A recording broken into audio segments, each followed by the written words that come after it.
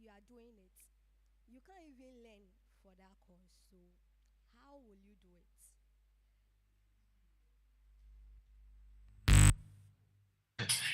Yeah. So, very good question. Let me also remind you that the initial plan is to actually sit down with your parents, actually discuss with them, as we mentioned earlier, the reason why. And you shouldn't just discuss with your parents and say, I don't have interest in this course. No, you should do your homework before you have any discussion with anybody. What that means is that, like we said, you plan. If you fail to plan, you actually plan to fail. So you have to plan what you are going to say to your parents. How do you plan? You have to do a research on yourself, identify the things. If you don't have interest in course A, what course do you have interest in? You have to go with something. You have to negotiate with something. Think of it as you're actually going to negotiate with your parents and say, I don't have interest in mathematics or in French. However, I have interest in psychology or I have interest in political science. That means that you should have done your homework to say that, well, this and this and this are what lead me to tell you that I have interest in political science. And this is the proof of my interest in it. The kind of books I'm reading. These are the kind of people I'm speaking to. These are the kind of people I'm gravitating towards. Okay. This is the kind of work I'm doing. Okay. And so based on this, I think that instead of you having me going to do a language like French in school, please let me actually do a course in psychology, because when I speak to people, I realize that I'm able to affect them properly. I'm able to affect them positively. Okay. And because of XYZ, I have done a personality assessment. I've realized that it will be good for me to speak to people. I'm an extrovert. I can speak to people. I can help people to actually figure out things that they cannot actually do without actually speaking to somebody who has the mental ability and the know-how to actually advise them. And so I want to go and build my knowledge base in that. Okay, from there you can actually convince your parents to say that, well, they wanted you to do a course that they wanted you to do, but however, your opinion also matters in the course that you want to do.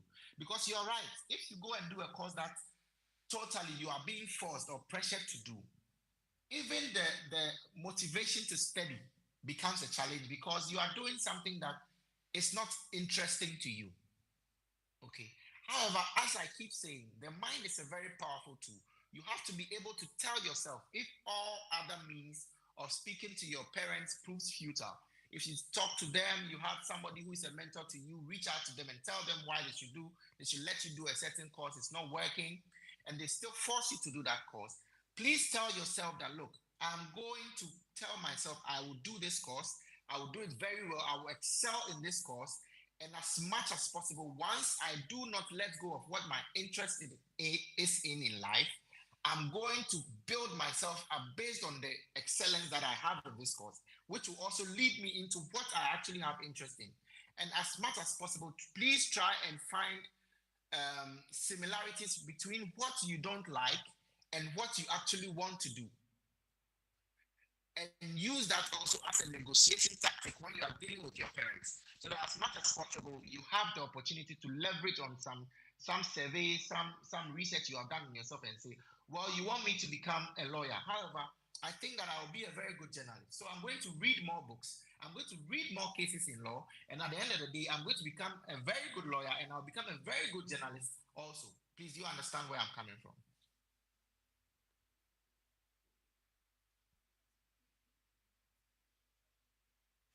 Yes. So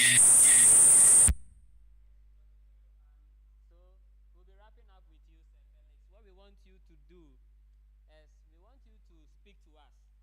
Speak to someone who is very frustrated in their career. I mean, regardless of the stage they are find difficult to navigate, or someone who has been forced to do a program they don't like, and they're already in third year, they're already in second year, they're already in final year, and maybe it didn't even go well. Please speak to these hearts for us as we say bye bye. Thank you very much. So, my dear friends, I want you to understand and know that, look, think of every challenge as a stepping stone. Okay? Let me use myself as an example. So, during my career, when I finished university, for some reason, for 7 years, I didn't get a job to do. 7 years I was at home. 7 years I was thinking, what next for me? Okay. However, within that 7 years, and it's very funny, you can think of it as the 7 years of farming in the Bible, right? So within that 7 years, what I did was to build myself up so much so that the next time I went for an interview, or the next anytime I went for an interview, it got to a point I thought of interviews not as getting a job for myself, but actually building me up to be good at actually interviewing people. Okay, so by the time that I became an HR person and I was interviewing people, I knew all the little tricks that come with interviewing because within that 7 years, I went to so many interviews, I actually became like an interview expert. Okay, so think of every challenge as actually a stepping stone, as a way that you are developing and building yourself, and it's even toughening you up. Now, for those that are in school and doing courses that actually are not courses that they wanted to do and they have been forced to do, the truth of the matter is that in our part of the world, there's not a lot of career counseling and career guidance. Okay, you go to school and you just do a course because your father likes the way lawyers speak, or your mother likes the way doctors treat people in the hospital, and so she wants you to become a doctor, or for some reason even so there are some people who cannot even deal with blood, but your parents will force you to go and do medicine, right? You always have to realize that, look, it has to come to a point where you find a balance. Please also do not revolt against people who actually mean to make the best out of you, because again, as I said, all your parents are trying to do is to put you on the right path based on the experience they have. In a certain way, parents are also mentors, okay? And so in that regard, you should treat the advice they give you very seriously, and also find a way to actually negotiate with your parents. As soon as you begin to speak in a certain constructive way to what your parents want you to do, what happens is that they realize that you are not just being disrespectful, which it may look like if you speak in a certain way. Okay, you have to always find a very constructive way to present your case to people, especially people who are older. Okay, so sit them down, tell them you acknowledge what they want you to do, but you also have this and this proof of what you also have interest in, and you think that they should consider it in their decision making.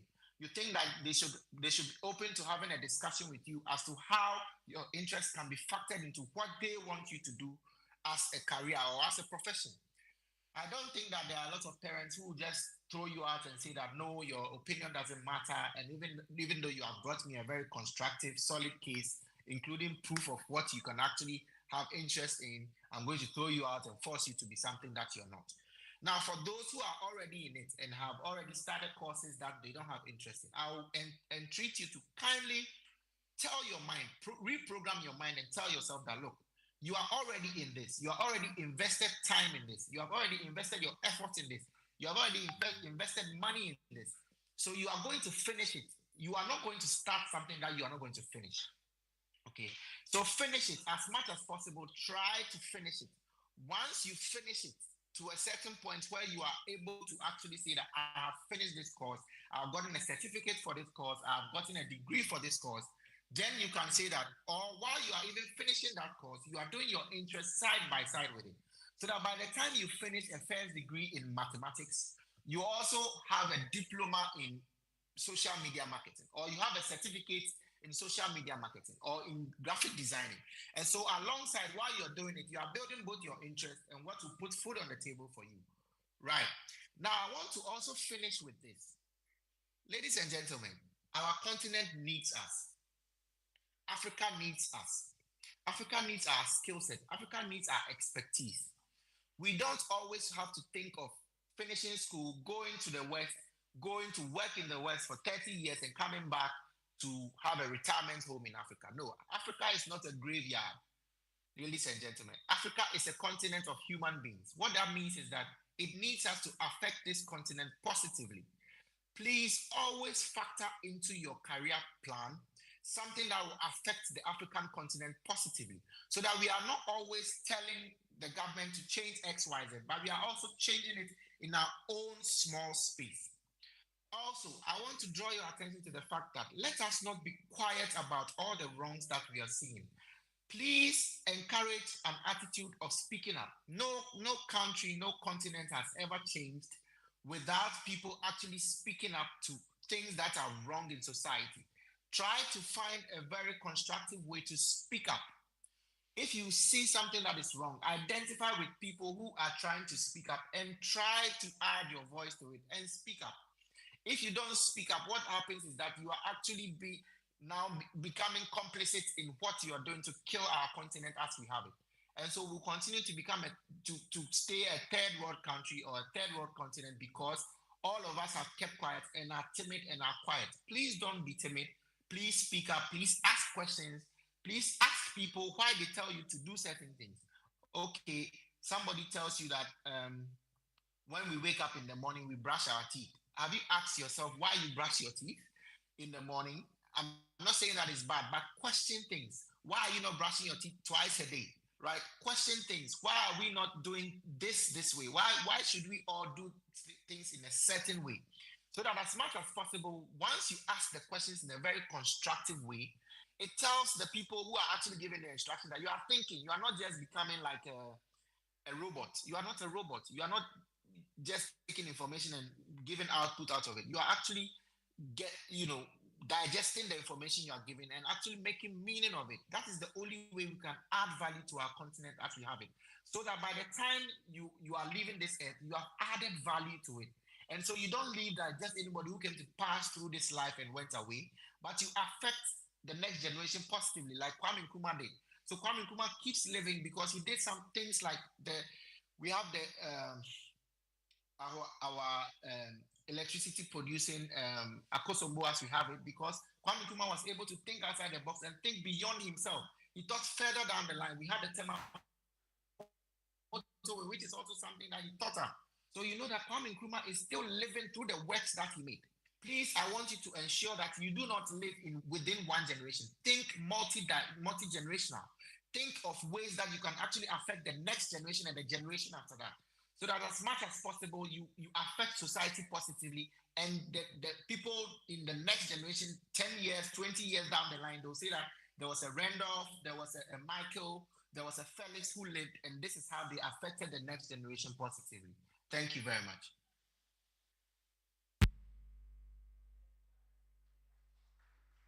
Hands together.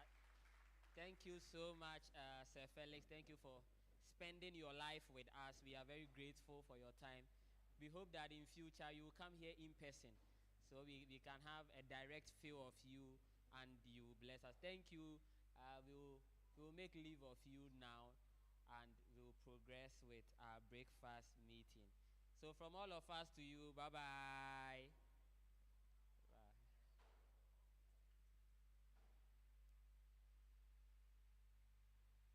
All right, so thank you so much. We will be moving into our next presentation, which will deal with entrepreneurship. So maybe for you, it's not about career. You like to buy and sell. You like to, yes, and you want to know how you can move as an entrepreneur. But before we do that, we have a short video we want to play, and it will add up briefly to what was discussed so that it will help all of us.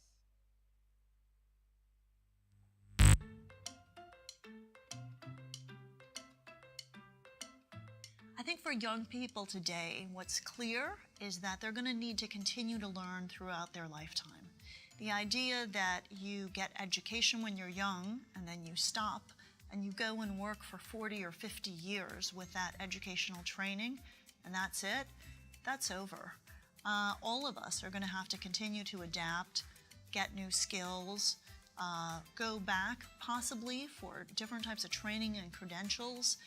But I think what's very clear is that what our kids need to do is learn how to learn and become very flexible and adaptable. The future of work that a college graduate is looking at today is so different from the future of work that I looked at when I was a college graduate. There is far less structure, there's far less predictability. You don't know or that you can invest in a particular set of capabilities today and that they will be valuable in 20 years. We used to be able to say, well, this is the career I'm going to choose. That's a difficult bet to make today with so much change. I think more generally, what I tell students is that it would help if you had the skills that are required to deal with information.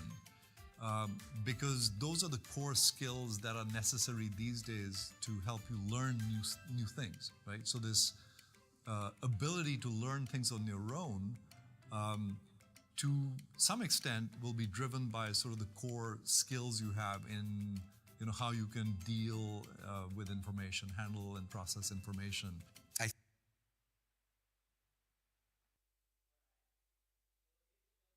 Telling us about the future of work. If you heard something, you would have heard that the first lady said, in the future of work, you need to learn how to learn. Yes, you need to learn how to learn. And the man said that if we were going to think that you will get a skill today, maybe you finish school, you have a degree, and you go to the workplace and work with that skill for 40 years, it won't happen. It won't happen because today, rapidly, the workplace is changing. When I started working, we were using Oracle. These days, we are moving from Oracle to other SAPs and things like that. And so, you need to learn how to learn. And the last man said, you should learn how to learn on your own. If you don't have that skill, I'm telling you, develop it. How to teach yourself things. How to teach yourself Excel, PowerPoint, things like that. You need to learn it if you are going to succeed in any career today. And so as we put our hands together, I want to invite our Deacon Ishmael Ama to talk us through entrepreneurship. Oh, put your hands together for him very well. He has traveled from far and he's here. And so please put your hands together for him.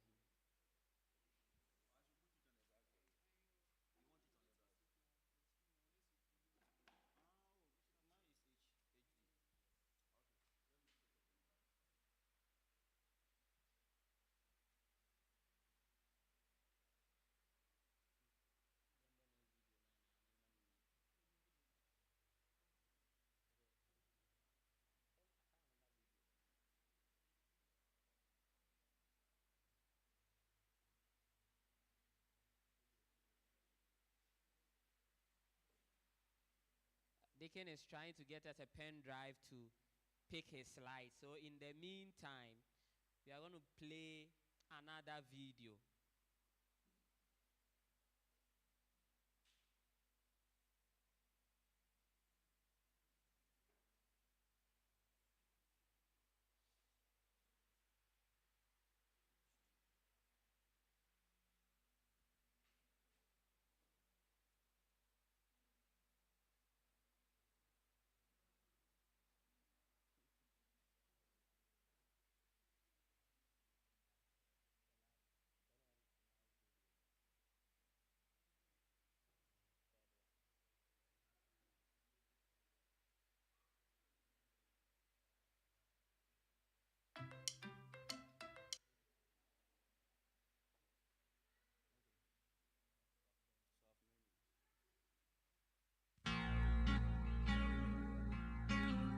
I've missed more than 9,000 shots in my career.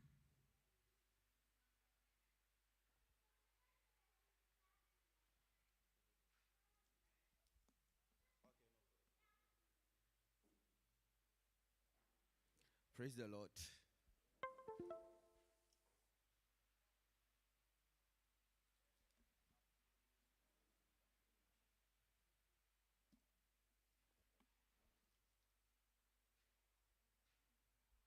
Okay, so I'm grateful to be here to share with you stuffs on entrepreneurship.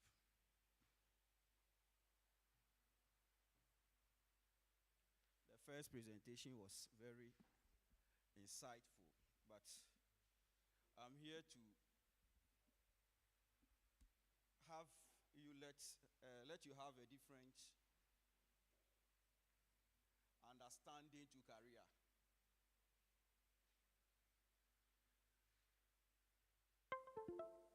Let me start with this. How many of you here want to be employed? You are in school. How many of you want to be employed? You are in school. Some of you are in school. So, how many of you want to get employment after school?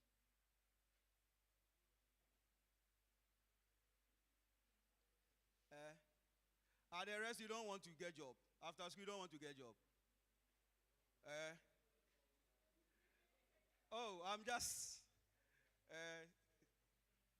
beginning. You don't want job after school? What?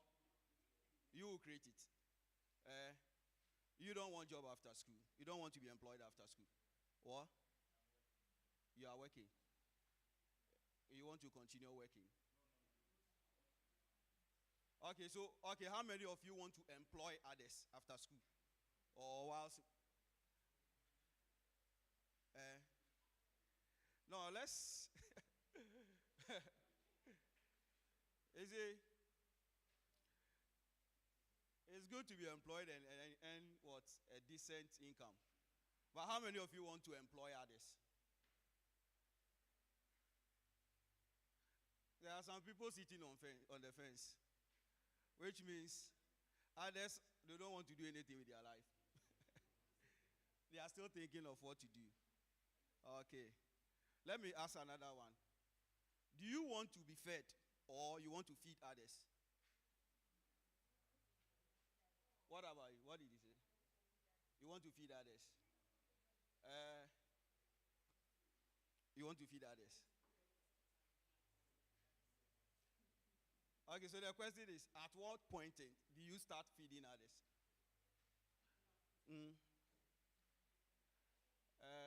We are coming to discuss something very interesting, but very challenging.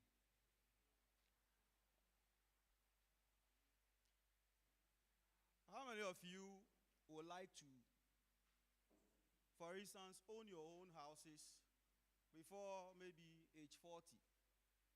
Have your own cars, have your own house, build your own family before age 40? You want to do this? And the question is, at what point do you begin working at all this? Then you are coming into the world of entrepreneurship.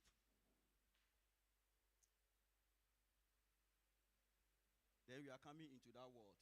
That is where you determine your influence. That is where you determine how much you want to earn, not how much you should be paid. That is where you don't go on demonstration for government to increase your salary. That is where you care less whether the government decide to hold your pension or not to hold your pension. You care less. Because you are what? In control of what? Your own affairs. That is the world of entrepreneurship. And everybody can be one. But how does it work? Go to the first slide for me. The next slide. So in this discussion, we're just going to look at one, the meaning of entrepreneurship, the types, characteristics of an entrepreneur, what you need to be an entrepreneur, then the importance of it. My time given me is very short, so we'll be running through it very fast. You need to catch up, and then if you have questions, we'll discuss it along the line. So the first point is this. What is the meaning of entrepreneurship, or who is an entrepreneur? It's a simple definition here, but there are very key words in it that will define who really want to be a successful entrepreneur. Entrepreneurship is what? The ability and the readiness to develop, organize, and run a business enterprise, along with any of its uncertainties. And note the word, uncertainties, in order to make what? A profit. And the most prominent example is starting a business. My interests are in these words: the ability, readiness, and then uncertainties. And the final one is what? Profits. Ability means having the capacity The readiness is at what point do you decide? For instance, you told Mike, you told me what you want to be fed, then later you feed others. So, readiness, at what point do you decide that I've had enough food from my parents? Let me also go out and feed others. That is a readiness. And it may elude you forever because you will not see when the time is up for you to also move out. So you have to start. And then what? Uncertainties. There are a lot of risk involved in running your own business. There are a lot of risk. Then that is uncertainties. Anything at all can come in and then the business will go down. Everything will just come to naught. So you should be ready for this. There are uncertainties in business. But the ultimate aim is what? Is to make profit. So you have to also think of what? Profit whilst you are running your own business. Let's move on to the next slide. So there are types of entrepreneurs. We have small business entrepreneurship. I can make that information over here available to you. I will not be reading it. I will be paraphrasing and summarizing. There are small business entrepreneurs, and examples are the people who own grocery shops, normal hairdresser, a carpenter, you say plumber. People run small businesses. They are a form of entrepreneurship, right? But this type of entrepreneurs have businesses that may even live and die with them. Immediately they go, the business also goes, dies. This type of entrepreneurs are only interested in what? Earning small money from whatever they are doing to feed themselves, their family, or just to take care of their day-to-day daily bread. They are not thinking of so much money. Their interest is in, I've learned a trade. Maybe let me build a small saloon. Then I'll be working in there so that any morning when I go, people come in, I get something what? That I will eat. They do small savings. Right? They are doing small buying and selling. Their thinking is about themselves. And they are the enterprises. When you're registering a business, they tell you that they normally fall under enterprises. That is one-man business. Do you want to become that type of entrepreneur? That person doesn't need money. They borrow money, small loans, to run their affairs. That is a small business entrepreneur. And then we have a scalable or a startup entrepreneurship. Scalable in the sense that these people, can I get water? These sort of entrepreneurs, they have idea about a business. They have a vision.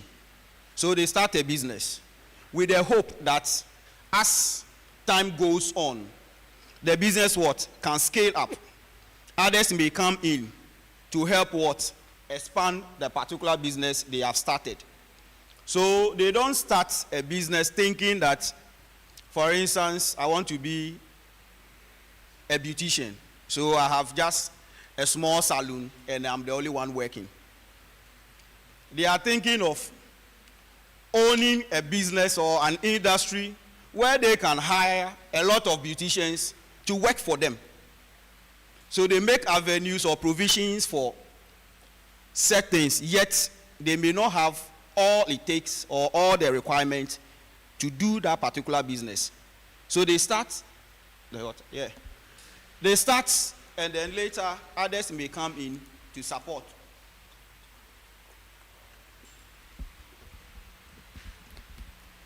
Such people, they have the skill. They know what they are about.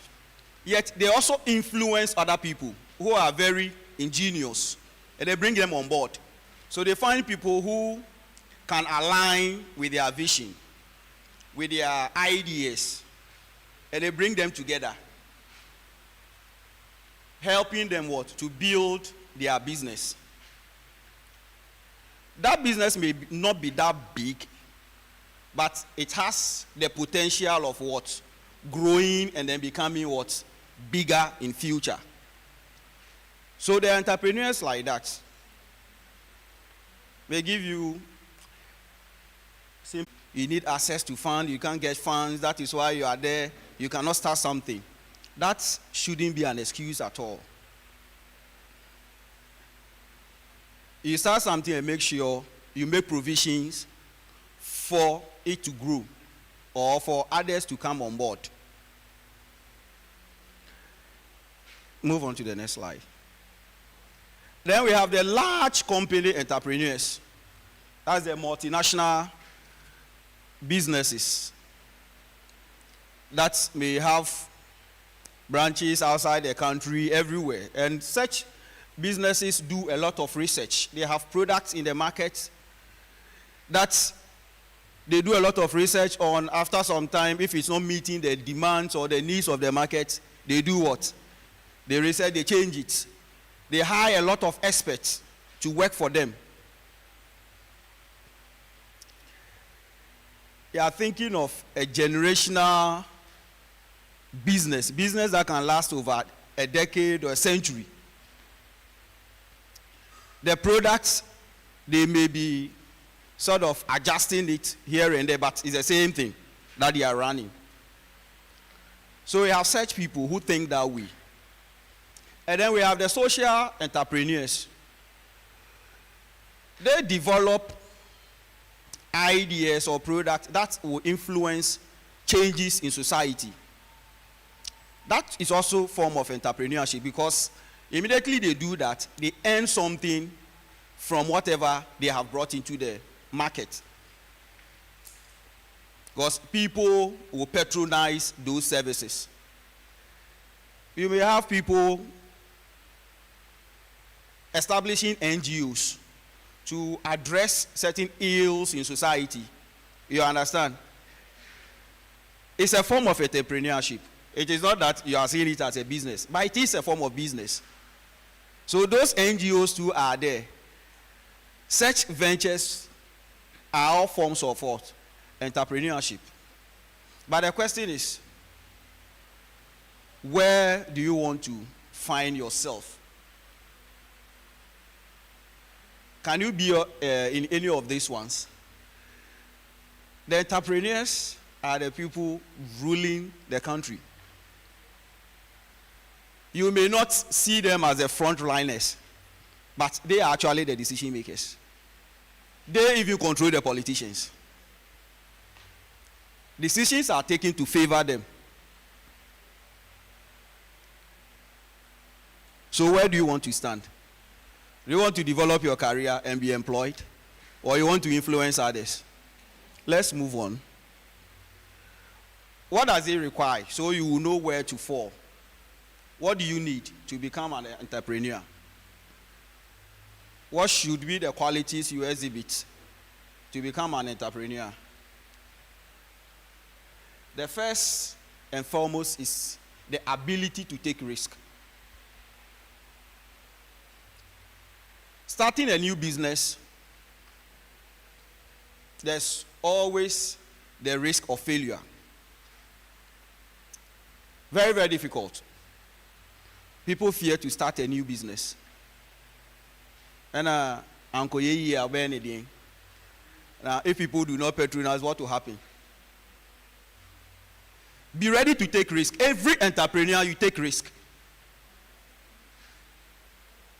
Because until you take the step, you don't know what will happen.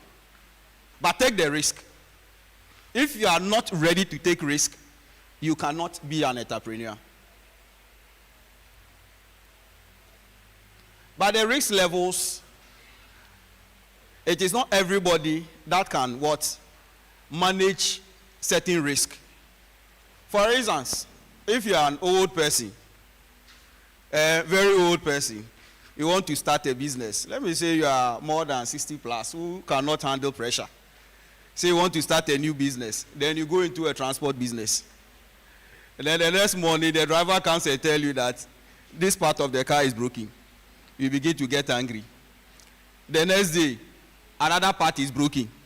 Then the pressure begins to build up. Before you realize, by the time he comes and tell you that, and the police are chasing to sales, you collapse. So, depending on the kind of risk you can take, then the type of business you also what? Undertake. But be ready to take risk because the business can go down. An entrepreneur need to be very, very innovative. Before you start any business or you want to bring a service or a product into the market,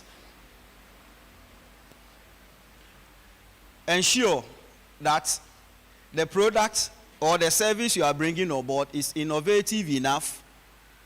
It is coming to meet the need of what the society is coming to solve, what a particular problem. You have identified some gap where the market is coming to fill, the product is coming to fill that particular what gap. Once you identify that, you are good to go. You need to be what? Very, very innovative. Innovation does not necessarily mean bringing something very new, totally new. A product may be in the system. You can also look at the same product, add some qualities to it, improve it, and then bring it back to the market. There may be a service in there already, but you can identify some deficiencies in that particular service, bring in a more efficient way of handling the same thing. You are being innovative. Then you are good to go. You have a business. And be innovative. You don't need to be thinking too much.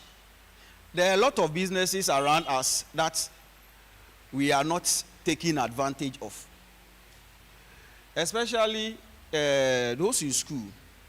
There are a lot of things you can think of start whilst in school before you even come out. There are a lot of little things, they will bring you money, but you don't know, or you are not taking advantage of such little things. I give a simple example. Recently, my kids messed up my sofa, and I was thinking of the way it is, I want to buy a new one. So I was discussing with someone in my office that, I want to clear the sofa. The kids have messed it so much. And the lady told me like, I have one brother, Bill. He's interested in washing for people. Once he comes in, you give him whatever you want to wash. He will wash it for you. Then you pay him off. I said, give me your brother's number. This guy has established a link on social media. And he's established himself as what? I don't know the name he gave. But what he does basically is that he's moving from house to house and doing washing. But he's branded himself. He has a page. You go there, you have to book. You book him. Then he will negotiate price with you. Before you will come, and then come and do the washing for you. People wash, they go house to wash. But this guy has what? Branded himself. So you see him to be much more what? Official, professional. But it's simple laundry the guy is doing. And he will charge you so much because you are dealing with him officially. Then he will send you an invoice. No, but that is innovation. The same service somebody beba with your mobrowa or beba be poucho, then you wash for you, then at times it's food you give the person, or he gives the person some coins. He has taken it to a different level, or the technology account. Please move on to the next slide. The entrepreneur needs to be what? Visionary. And you need to have a lot of leadership qualities.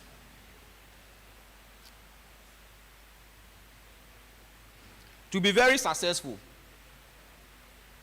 you should have a very clear vision about whatever venture you want to engage in.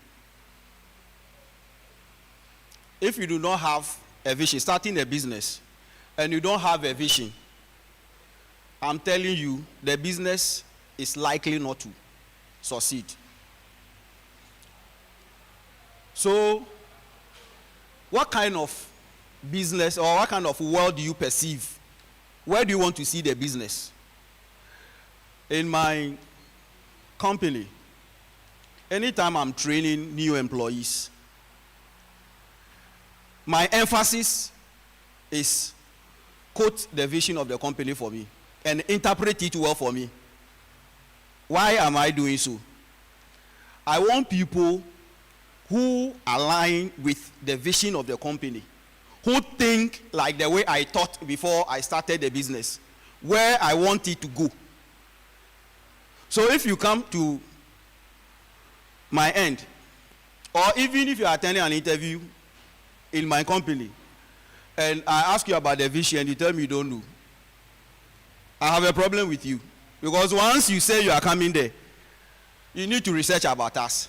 Why do you want to be there? And the why, if you're unable to tell me something that aligns with my vision, I cannot work with you. I'm simply saying that to start a business, know where you want to see the business in the next 10, 20 years. What do you want to see? How do you want to see the business? That is the vision. And then the leadership will come in when you learn how to what? Control, command, manage. I have one friend who will also tell you that he will prefer one lion leading about 1,000 goats than having 1,000 lions and one goat leading it. The lions are very strong, all right. But when you put one sheep who is very stupid in front of them, they will all mess up. You know that. Everything will mess up. But you put 1,000 sheep and then put one lion who can discipline all of them. And you realize that things will fall in place. So leadership qualities are very, very what? Key to be a very successful entrepreneur. Therefore, once you set your mind that I want to be an entrepreneur, I want to own a business, then you need to go and learn about what? Leadership. And you must take the pain to what? Learn it. At times people say leaders are born. But I'm of the view that you can what? Train yourself to be a leader. Without the leadership qualities, you cannot have a successful business. Else you come back and then you come and see your people messing up and there's nothing you can do. I can be a very nice person to you, but when it comes to the workplace, I'm a totally different person. One thing a lot of people are afraid of is to tell you in the face that, hey, this thing you have done is wrong. They would rather prefer saying it elsewhere. If you are such person, you cannot run a business. You cannot employ people. You cannot control people. So leadership qualities are very much important. You are not talking about leadership here. Maybe when there's another platform to talk about leadership, because it's a whole lot. But you need to have it as an entrepreneur. So if you are thinking to be one, then it's something you must also look at. An entrepreneur is supposed to be what? Open-minded. The business you want to start, fine, you may have idea what you want to do, but you are not the reciprocity of wisdom. So you have to be what? Open-minded.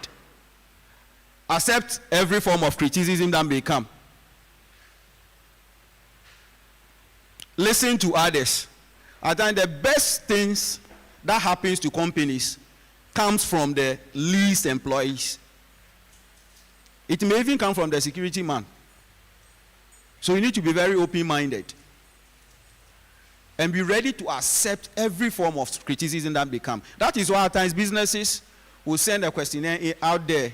They want to pick feedback. You go there, there are suggestion boxes. They want to take information and find out how they are faring. Because the essence of the business is to what? Make profit. And how do you make profit? It's your customers. If they are satisfied, the business can be sustained. So if you're an entrepreneur or you want to be an entrepreneur, be ready to be open. You need to be very flexible, not static, and adaptive to change. Because when you introduce something today, the next day, people will pirate it. People will bring the same model. You need to be very, very flexible. As the world keeps changing, one product cannot continue to be there forever. It will be serving some needs today, but the next couple of years, so you need to be very flexible and adaptable to change.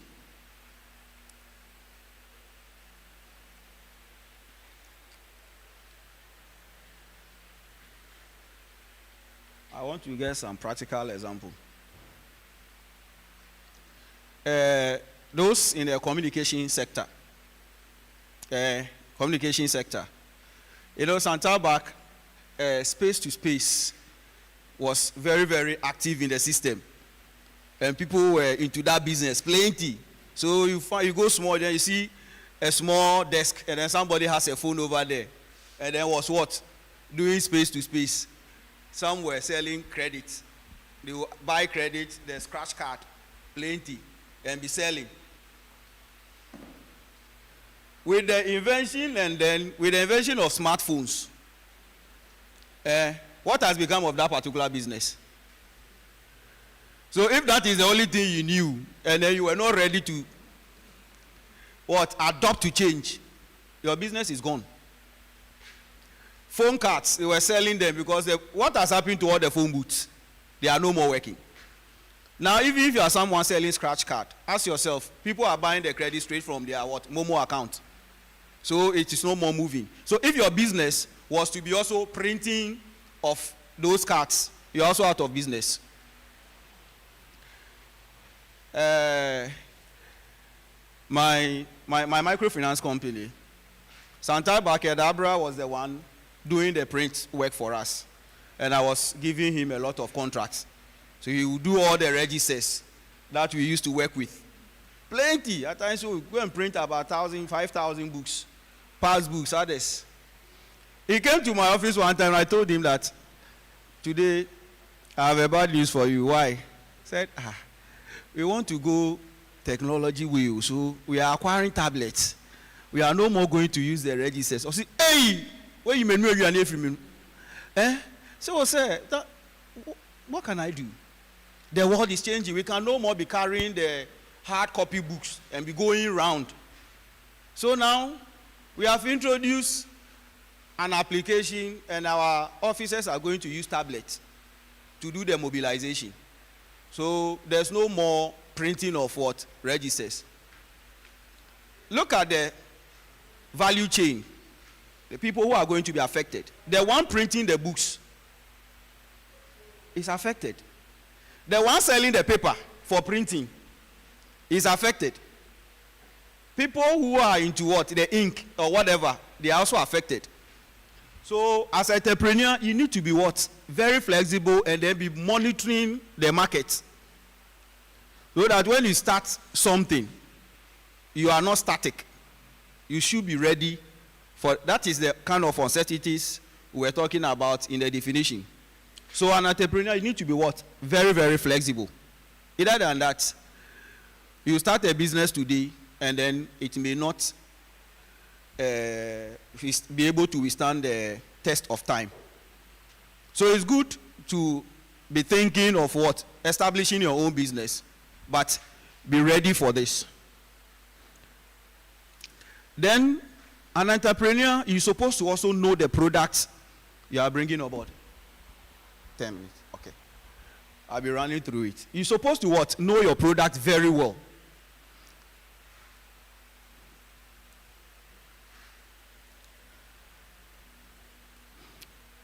If you do not know your product, it will be very, very difficult, or not for you to stop. For you to, oh yes, for marketing purposes, yes.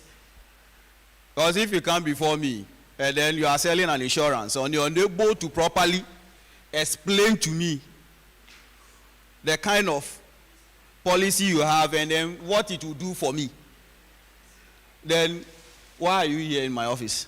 I cannot buy from you.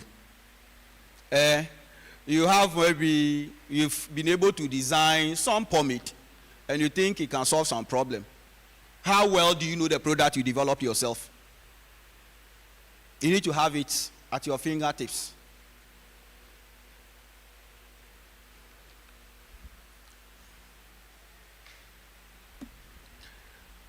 Then we are moving on to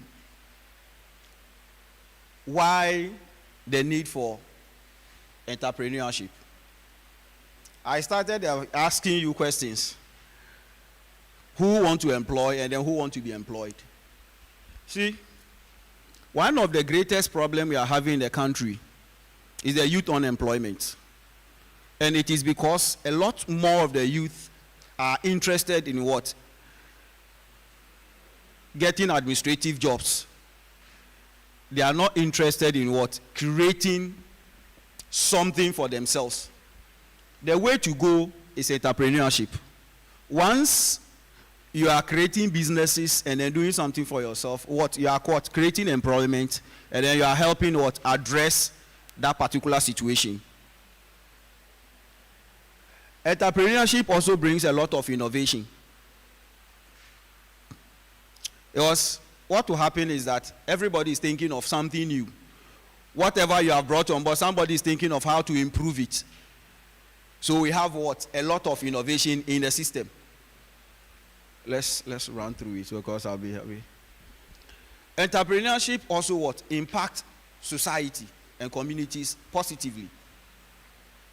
Because once a lot of the issue concerning unemployment are solved, a lot of social vices do come down. So a lot more families are able to meet their needs. And then we are able to what? Build the nice houses we want to build for ourselves and buy the nice cars and live a decent what? Life. So it impacts society positively. What does entrepreneurship also do? It increases the standard of living of people. Once you own your own business and you determine your own income, you can choose the kind of lifestyle you want to live. If you make profit of 20,000 in a month, and then you want to enjoy all the best restaurants in the world, it is your money. You don't determine, no one determines how you spend it. So your standard of living also goes up. You can decide to live in a 20-bedroom house once you are making your own money. But when somebody is determining how much you should be paid in a month, you cannot decide that you want to live in a 20-bedroom house because you will not be able to pay the rent, isn't it? So it helps in what? Increasing the standard of living. And then what? Entrepreneurship also what? Support research a lot. Because immediately you want to bring in a new product, what happens? You take it to standard authority. You have to go to, if it is food related, you have to go to Foods and Drugs Authority. They have to take it through what? Laboratory tests and check whether you are what? Meeting standards. You are doing what? Influencing research. That is what entrepreneurship does. Unfortunately, in our country, once you want to navigate your way, it's very difficult to get some of these licenses. But as an entrepreneur, you should be ready for the risk and then be ready to take it on. move on. I think that should be the final one. Okay, so thank you very much on this. I'll pause here and I'll take questions.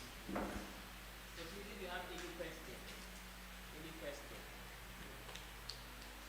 Usually everybody's waiting for the first question, so I'll ask the first question. No problem, I'm ready. How do I come about capital? Great. It's time to start a business. Capital. Is it? It's a question that a lot of people kept asking, and that is what deter or scare a lot of people from entering into a business.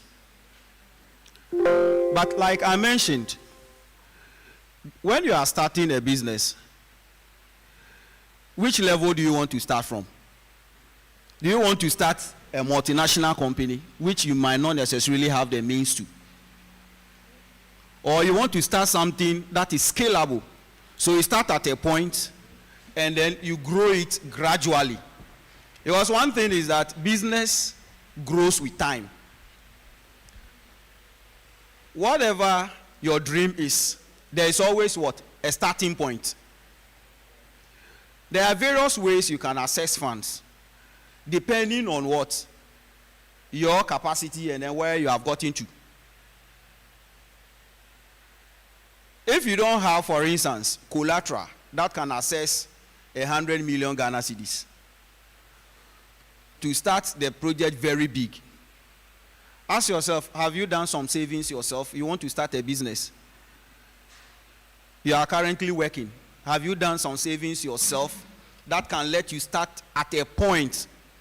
Whilst you build your capacity, you will have the means to access bigger funds. Let me give you a very simple example. You know, one of the best things that happens to me was when I resigned from my work and I started doing my own work. It's one of the best things that happened to me. Because whilst working every month, by then, somewhere, I was earning something. So I was saving something small to start a business. I started the business, the microcredit business, without an office. I didn't have an office. The office was my bag and my laptop. And I was meeting people one-on-one and then what? Giving the service I intended to. So we have to build capital over a period of time to be able to what? Now get what? A small office and operate from. Then gradually you are scaling up. You are scaling up. Now, if I want funds, I don't need to go and look for savings. Now, the institutions rather will chase me and give me funds. But when I started in the beginning, there was no way I could access funds. So the little savings I have, let me start what? At a point. Gradually, when I get to where I need a lot of money and I have the capacity to access it, I will be. So the funds thing, don't let it deter you. Start it with that little one you have, knowing very well that what you can scale it up.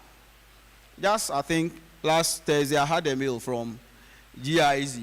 They sent a mail, they want to meet us for discussion. Probably they have funds they want to give us to utilize for them. In the past, they will not come and look for you. You will be begging. You will not find them. But once you are able to get to a point and they see that you have the capacity, they will bring it. The funds will come. People will come and partner you. Are you okay?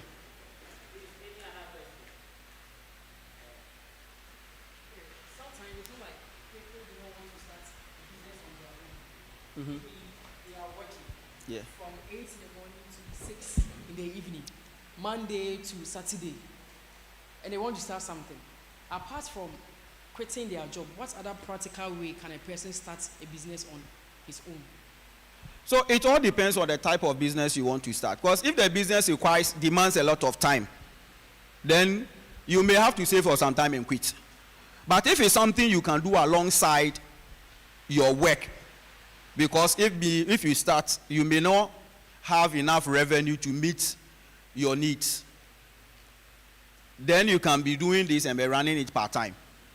So it all depends on the type of business you want to do. So here, let me also give you another example here. A colleague came to me that he wants to go and then start a transportation business. So I should help him with loan. I said, you want to do transport business, I should give you loan. For somebody to drive and make sales, so for you to also use it to pay the loan, I don't think you can pay.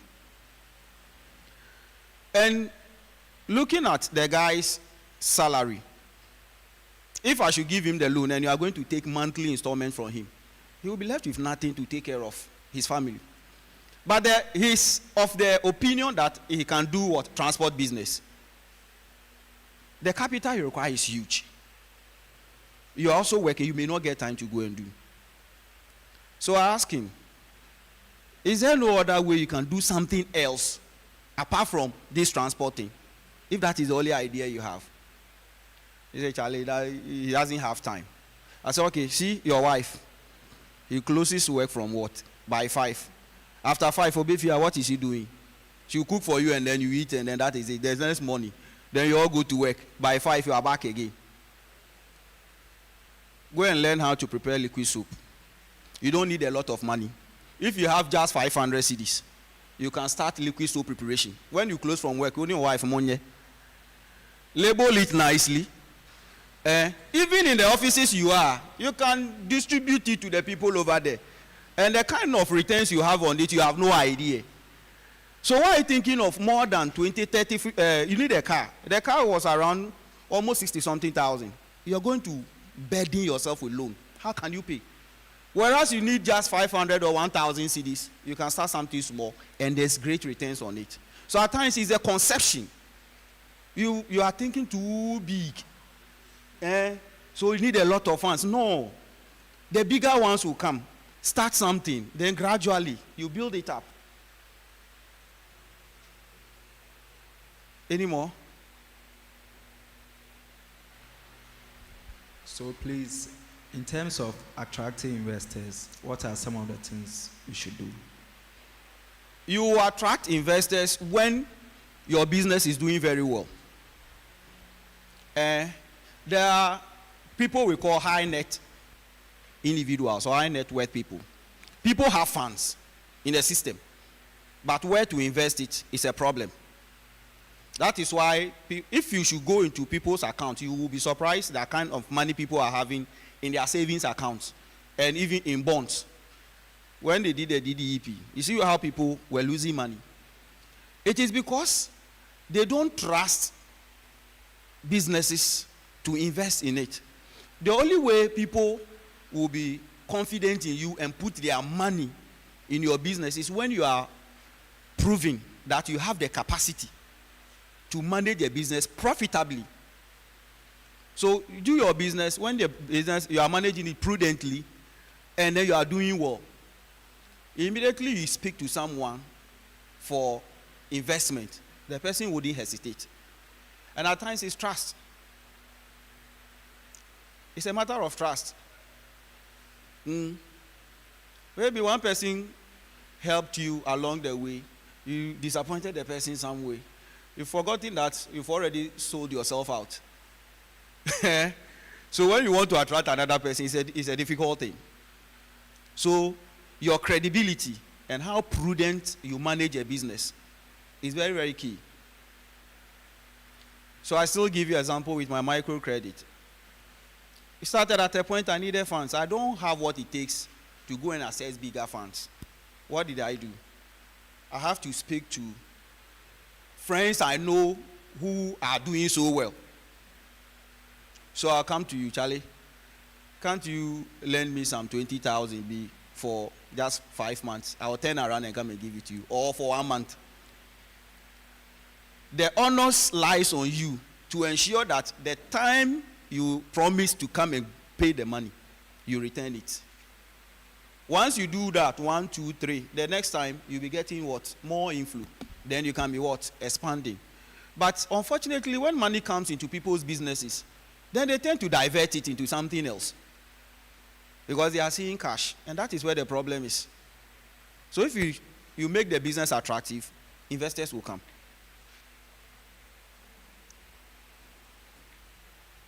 Yeah, so please, do entrepreneurs face emotional and psychological challenge? Plenty. Plenty. Plenty. That is why there are a lot of uncertainties. Imagine getting up one day and then your best staff, whom you are so much dependent on, put a resignation letter before you. How do you feel? You go down. You get it. Or imagine you get up and one staff has absconded with your money. Or there's something happening and then your product is doing bad in the market. You have to withdraw it. I remember sometime at CoIFC, they have to withdraw, call all the product because there was an issue with, I think, the certification. Foods and Drugs Authority were saying something about the product. They have to call all the product in the market. And it is not small money. Do you think the owner of the business will be sleeping? You cannot. So you should build yourself up for such uncertainties. That is why in the definition of entrepreneurship, you have uncertainties in it. Be ready when they come. So you have to get a lot of shock absorbers. So that when they come, you'll be able to withstand it anymore. Okay. For me, I want to add up to something and ask a question. Okay, no problem. First of all, I want to say that based on my own experience, what I realize is also very good for us as a person to see what we like the most. Each and every one of us, you have a talent hidden in us, like something that you like doing. So something is pushing us to do something. For example, your own is to sell or to fabric, to make, to do something. So you have to look at some of these things and see that, no, this is what I like doing. Let me try this one and see if it can work. Because I realize that in Ghana here, people do copy and paste a lot. Because your friend is doing business, is moving, you too want to go and do it. But meanwhile, it's not for you. So I'm praying that if you want to do a business, look at what you like, or look at the talent that God gave you. If you don't have it, pray for it. On my own experience, for instance, what do you call it? I like driving. That's why I decided to go into, the driving business. And it's not something that is easy. I won't encourage anyone at this time to venture into it. You will die early. It's very, very tough, looking at the way it is. So what's your question? I want to ask a question now. Yeah. Yes. Is it good for you to sell a family property to do a business? If you want to create a business, is it good for you to sell your family if your family is having a property? So, is it good? The point is risk. It's risk. But let me pick it from the comment you made before your question, that it should be doing what you are much interested in. In as much as you have passion for something, so you love doing that. Therefore, when you do that, you are likely to succeed. It is not entirely true that the business you want to do, you must necessarily be a business you have a passion in.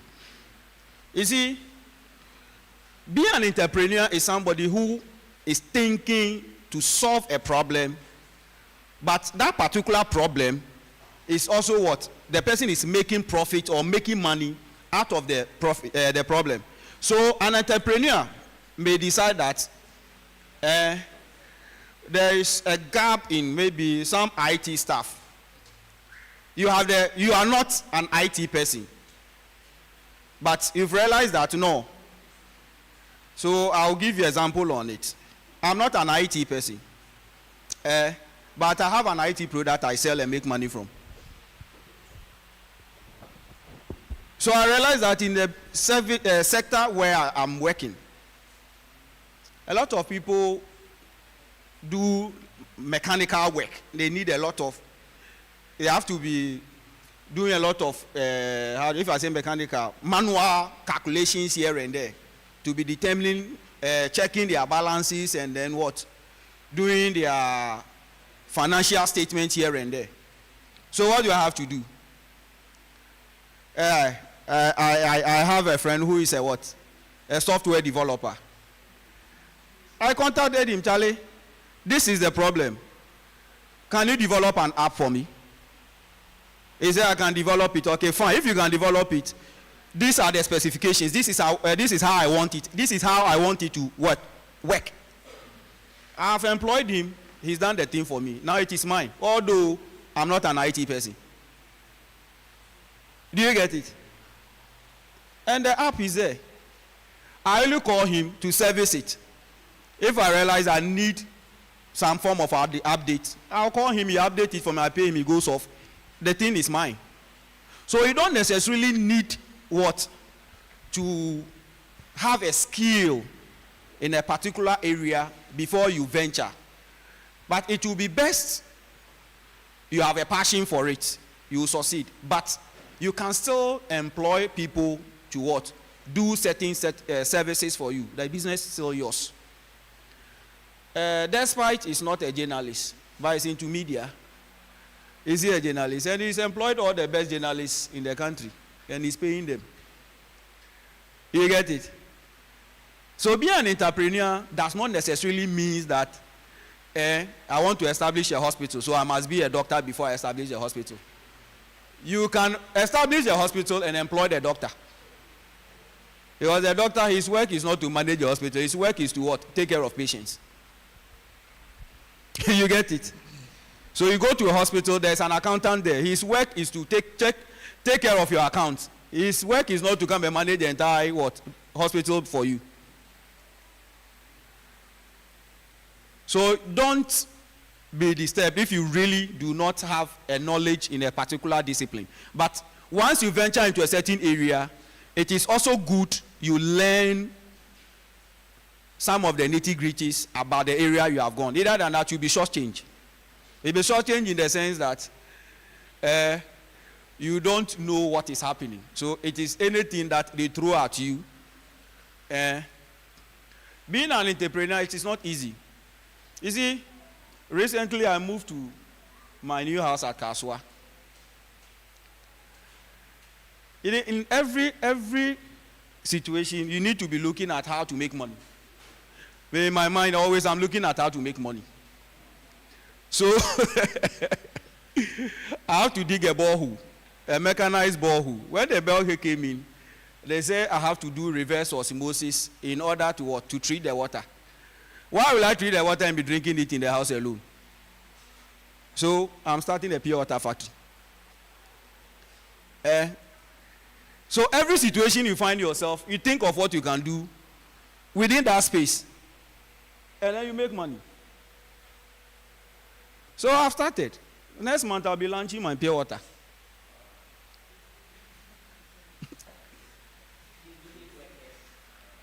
Oh, definitely, I will. Please, my question is having a business the same as being an entrepreneur? Entrepreneur own the business. Okay, so let's say I have money and then I open a washing bay, but then I have my work. So after opening the washing bay, I have someone looking after it. They are doing their own thing. I don't go there. I'm not involved in any way. I just open the business and then I have someone looking after it. So you are the entrepreneur. You are the owner of the business. The people looking after it are managers. Okay. Do you get it? So when you start, you go into a business, you have managing director. He's not the owner of the business. The owner is the CEO who is sitting somewhere. Then you come and render accounts. Do you get it? So the one establishing the business is the entrepreneur. The person who identifies that on this stretch, that stretch, there's no washing bay. If you have to wash your car, you have to go to maybe somewhere around Kandeshi or Presby. So you find a space here and open a washing bay. You identify the need. You get it? So you are the one who brought about what? The idea. So you are the entrepreneur, not the people. They are skilled workers. Entrepreneurs, you open the business, you hire people to work for you. That is why you need the leadership qualities to be able to control and manage the people you hire. Else the business will collapse. Please, on what you said, so can the CEO become the manager? If you have the skills to manage a business, fine. You can manage it. That's why we have some we call them managing directors. They are the director of the business and they are so the same the manager of the business. Do you get it? But in a more corporate environment, then you may have an organogram where there is a board, and even with that, the owner of the business can sit somewhere, constitute a board. He is not part of the board. He is sitting somewhere. He's identify people he think they are knowledgeable in the space.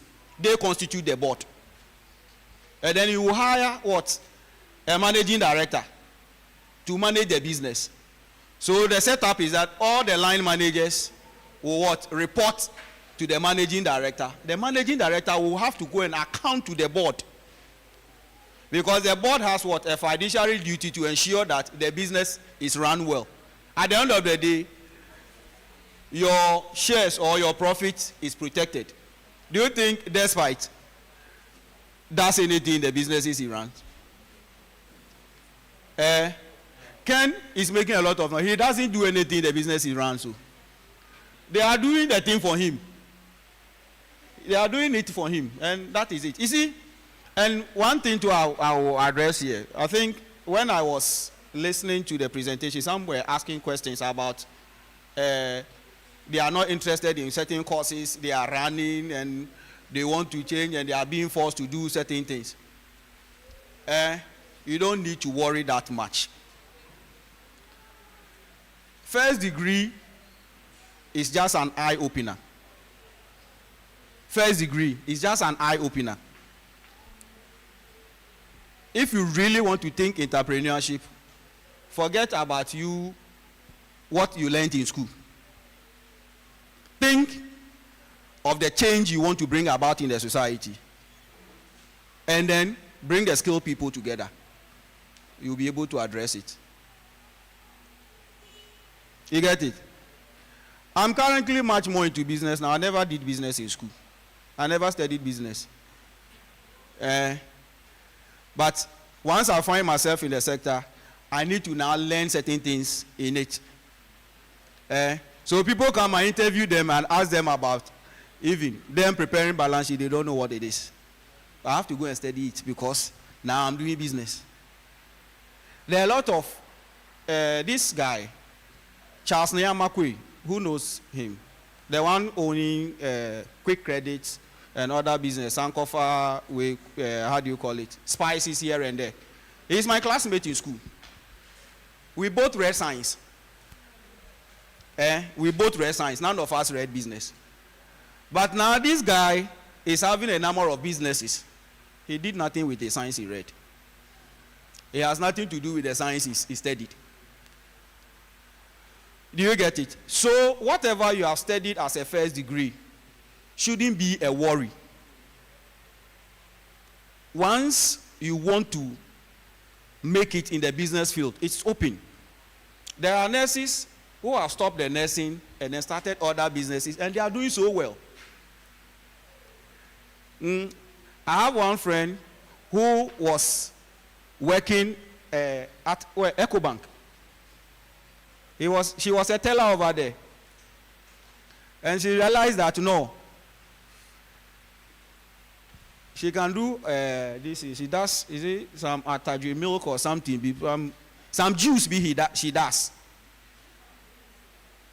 She has quit whatever she's doing at the bank and whatever, and she's deeper into the processing of those juice. So you shouldn't be worried that you have been compelled to run or do certain courses. I think final example is this girl who is dancing, Gasita or whatever, I've forgotten the name, Afro whatever.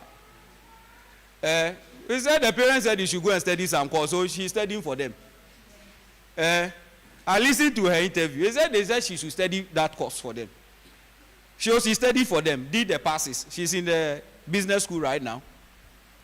She's doing it for them, but she's still following what? Her passion, her dream, which she wants to do. But I cite her as an example because she's not just dancing and saying that she's dancing and then she wants to dance. When I listened to her interview, she said she wants to what? Establish an academy that teaches what? How to dance. So she's not just interested in dancing or any money from the skill.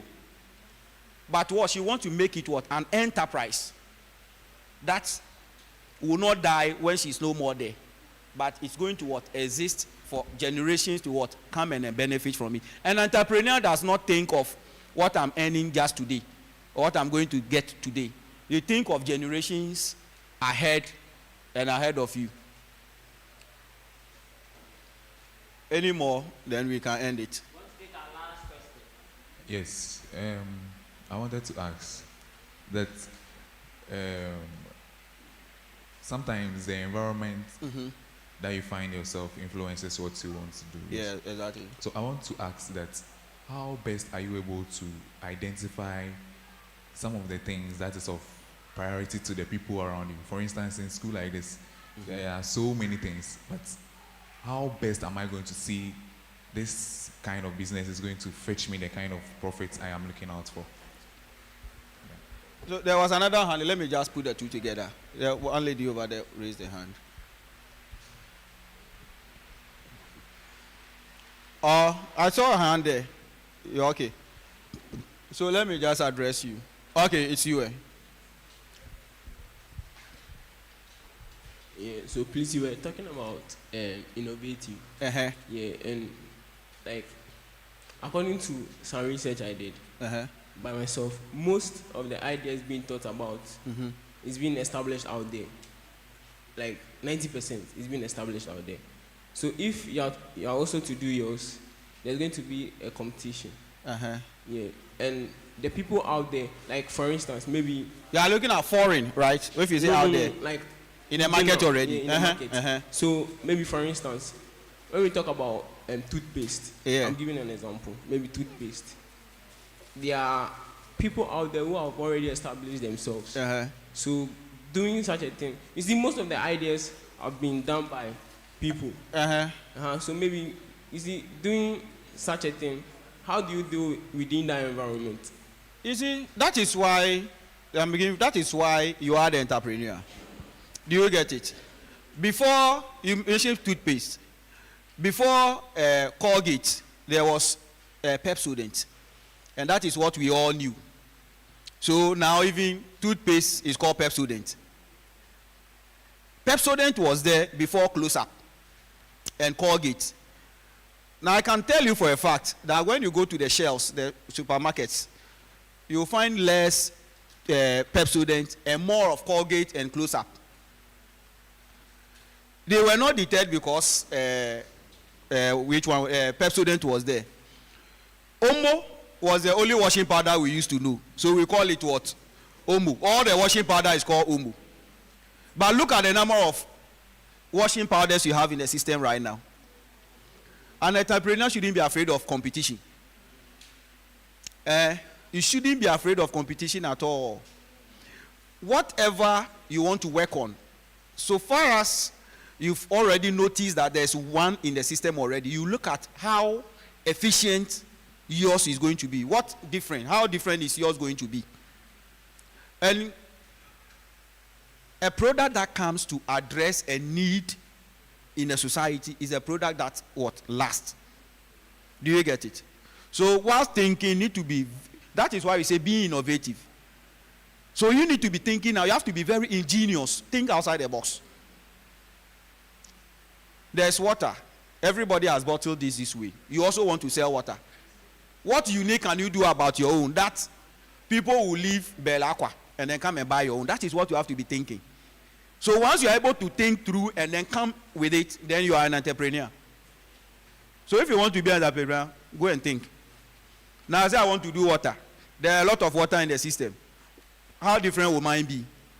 It's up to me to think. So I cannot tell you what you should think about. So think. And then it may even answer your question. You see, like I mentioned, every environment you find yourself, there may be some need to be addressed. It is up to you, the entrepreneur, to identify as to whether this particular need may sell or not. But the thing is, you shouldn't be afraid to take the step. The risk is there. You may fail at the first attempt, but you shouldn't be what? Worried at all. That shouldn't let you lose hope. Try again. Go and improve upon it. Come again. Improve on it. And before you realize, you have made a breakthrough in the market. What will make you unique for you to become an entrepreneur is your thinking capacity. To be able to do something outside the ordinary. I hope you get it. If you're unable to do anything outside the ordinary, then you cannot survive. Because even when you bring something that is totally new, totally new, I mentioned that people will pirate it, put it into the market. The next moment, you will have something similar to it being sold.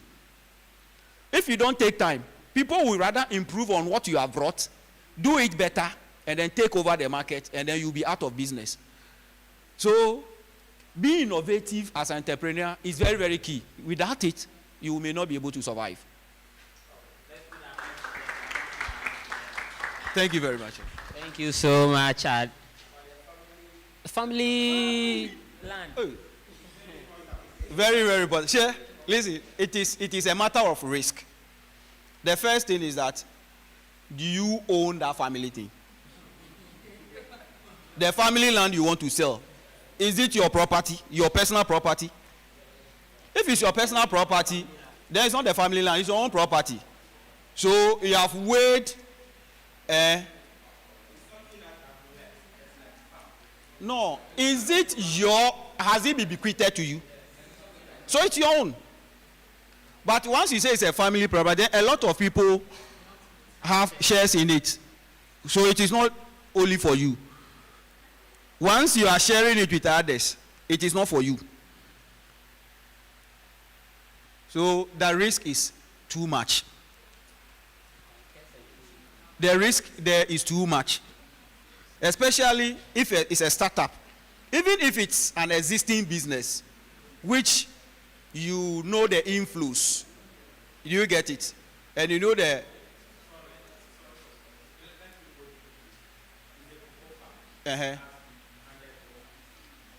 to you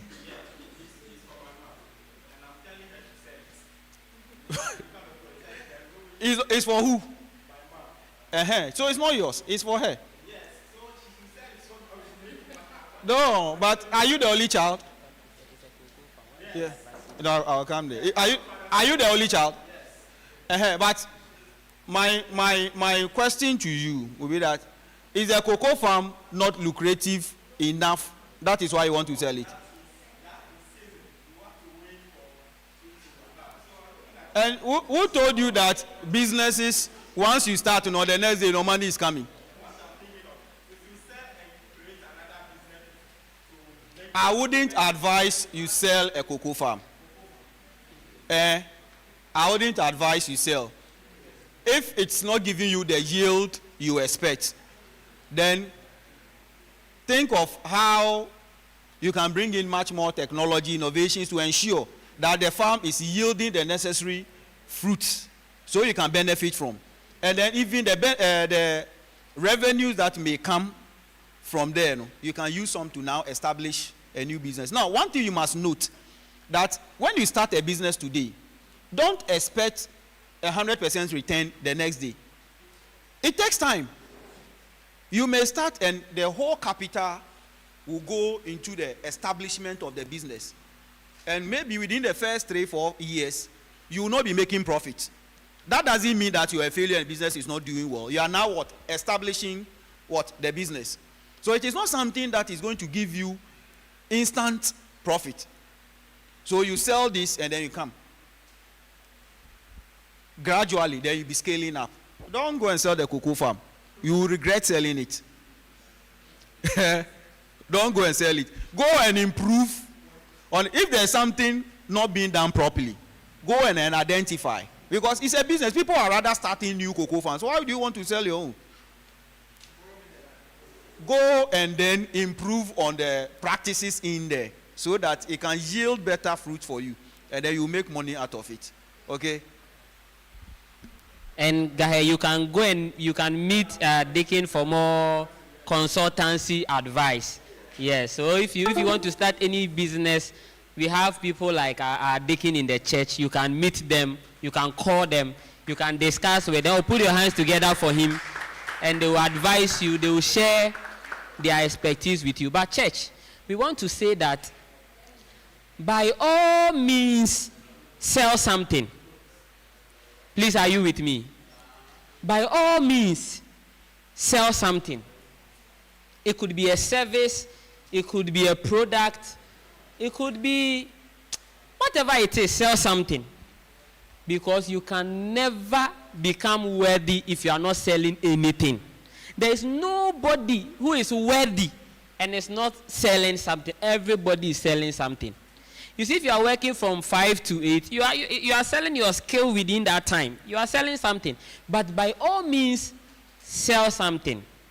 Okay? Maybe you have soft skills. Maybe you can speak. It's talking, you can talk. You can develop your ability to speak and become an MC. Become a commentator. Maybe you can give commentary. Peace, 104.3, a good year, you can do that. So maybe you may not even have a product to sell or go and do liquid soap, but you have soft skills. Okay? Maybe you are beautiful. You can become a model. Yes. And take pictures. When we were having the meeting, I saw someone is doing snap. Yeah. You can become a model, really, and be modeling for KKD and those people. You can become, by all means, sell something. I do CVs for people and I take them money. One day someone messaged me, says that, oh, yeah, I'm in this local. And I was, this local, I didn't care about that local. I didn't care. I gave the person the price tag directly. I said, this is the price. Okay. And the person said, what package do you want? Do you want your CV to be done in 3 hours, 1 hour, 2 minutes? You tell me. I'll tell you the price. Yes. And so by all means, sell something. Sell something. We see that people have already started eating it. It's fine. We sanctify everything in front of you in the name of God the Father, the Son, and the Holy Spirit. Say amen. So we are going to play a video. While the video is playing, please be eating. We have a last session. So when we see that, okay, people have ate enough, we will do that last session.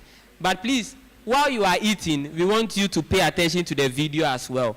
It will inspire you, it will motivate you, and you will do well. So please, you can start eating. We've permitted you to start eating. If you started already, continue.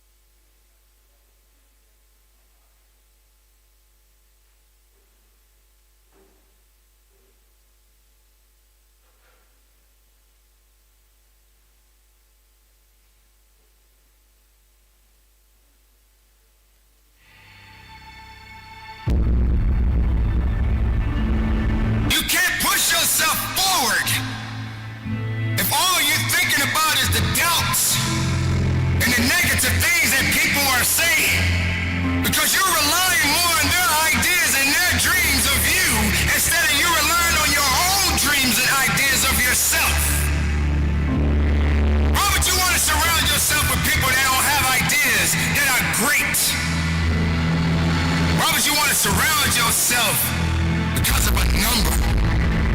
You know, a lot of people tend to wonder, how many friends they have and how many people in their corner. I have 1 million followers. I have tens and thousands of people that support me. How many of those people do you actually know? Do you realize the power that you have right now?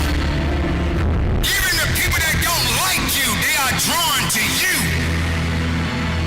They see you, but they don't see your greatness. They don't see what you truly have inside. outside.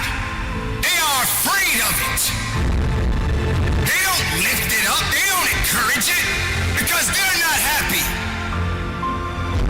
So they want you to come on their side. They want you to believe in their ideas of what you think of yourself. They doubt you and you believe what they doubt. Instead of you waking up from your slumber, instead of you waking up from this nightmare of despair and letting your opportunities come to life. It's going to be a tough time, ladies and gentlemen. It's going to be rough. It's going to be some tough times and tough days ahead for you. But that doesn't mean your ideas are going to die. That doesn't mean that you stop. It doesn't mean you stop believing in yourself. You just got to keep on working. When you got people looking at you from the left side and the right side, from the front to the back, and you in the middle, just remember, everybody's watching. Just give them something to see. Let them see it. Are you watching me? Watch this. Oh, you want to stop me? You can't stop this. That's the mentality that you must have in yourself. Don't you dare give up now. I know what that pain feels like. I know how to absorb that pain. And I know how to keep marching. And I know how to keep moving. And I know how to get productive in my life. Can't stop what you didn't create. You can hate it, but you can't dominate it, because it belongs to me. Your ideas belongs to you. So many people dream big dreams, but they never take any action. So listen to me carefully. If you don't believe in yourself, you've already lost the battle. Not believing in yourself is a losing battle, because either you won't try at all, or you will convince yourself that you can't do it. And when you convince yourself that you can't do it, your results are going to confirm what you believe. You fall short of your goals when you predict that you're not going to hit them. And sometimes you're too focused on probability. You're asking yourself, well, what's the likelihood of this happening? Versus focusing on the possibility. Asking yourself, how would my life change if I accomplish this?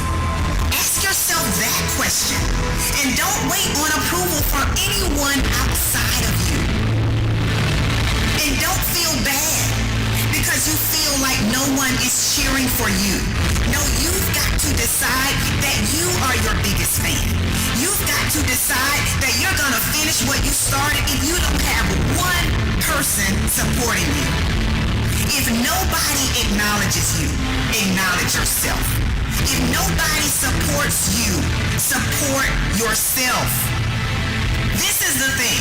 If you keep showing up, if you keep going hard, if you stay consistent through your valley moments, your results will turn those who ignored you into fans.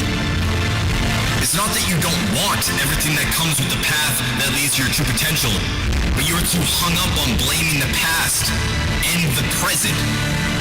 You were too hung up on blaming your mom for how she treated you when you were younger. You were too hung up on blaming your teachers for how they spoke to you. You're too hung up on the shitty thing that happened to you years ago. I'm not trying to discredit your pain, but you gotta let that go. And because of that, you aren't able to appreciate the strength and power you have today. You aren't able to step into that power because you are choosing to justify excuses every single time you open your eyes. It's time to take responsibility. Understand that you are in control of how you feel every day, what you do every day, how you act every day. So don't get it twisted. The excuse that these outside sources control how you feel, what you do, and how you act is just a justification that is been drilled into your head since you were younger. Break out of it. Understand that we have the power to change our lives. Stop putting the power in other people's hands by blaming them for your current situation. Take that shit back. Choose to shift the trajectory of your life so you can live up to your true potential. And don't for 1 second think it's going to be easy. If it's important to you, you'll find a way. You won't have to look for a resource. You will become resourceful. It's not always about the accomplishment. It's about the effort. If you can just keep that effort going, the excuses are relevant. You gotta be stronger than your excuses. Excuses don't get results. We get one opportunity. We get this strange feeling that we have never had, you see, in our lives. That we are no longer this poor little stranger and afraid in a world it never made.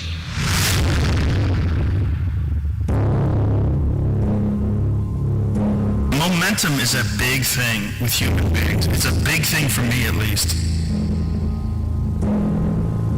If I'm on a good momentum of healthy eating and exercise, I love it. I like waking up sore, pushing further. I like writing down my workouts, what I've done. And I like hitting that gym hard on a daily basis, and I build momentum. And I find that when I do that with writing, when I do that with performing, when I do that with anything, it just gets everything going. It just creates energy. Being lazy robs you of energy. Like being sedentary, being uninspired, being bored, it robs you of one of the most precious things you can have in this life, enthusiasm. One of the things that I tell people all the time, because a lot of people have a hard time defining themselves. They define themselves by failure because they failed. But I'm like, you're not your failures, you're you. Okay, your life is a series of lessons you've learned. Now, if you just dwell on the failures, like that's not healthy, it's not smart, and it's not empowering. What you gotta do is look at those failures and go, well, now you know what not to do. But you're not that, you're you. It was hard because I'm so happy to have the job I have. At the same time, I was like, don't feel like I'm growing in my work. And my life at that time had become extremely vital, meaning I just had a newborn son with Camilla. Wow, the only thing I ever knew I wanted to be, and now I was. And here's this job that I had held most reverence for in my life, fatherhood. Now I was. My emotions, the ceiling and the basement of my emotions, the range was so wide. I was laughing louder, crying harder, getting angry, showing more joy, having more sadness, all across the board. All emotions were much more extreme than they were or could be in the work. I said, your life's more vital than your work, but can my work challenge the vitality I'm feeling in my life? So the work I wanted to do, there were certain scripts I wanted to do Dallas Buyers Club at that time, other scripts. Nobody's going to touch me with a 10-foot pole in those movies. All the dramatic roles I wanted, they're like, no, not the guy who won't finance it. Okay, so I can't do what I want to do, so I'm going to stop doing what I've been doing. So I stopped doing rom-coms. I said, no, I stopped.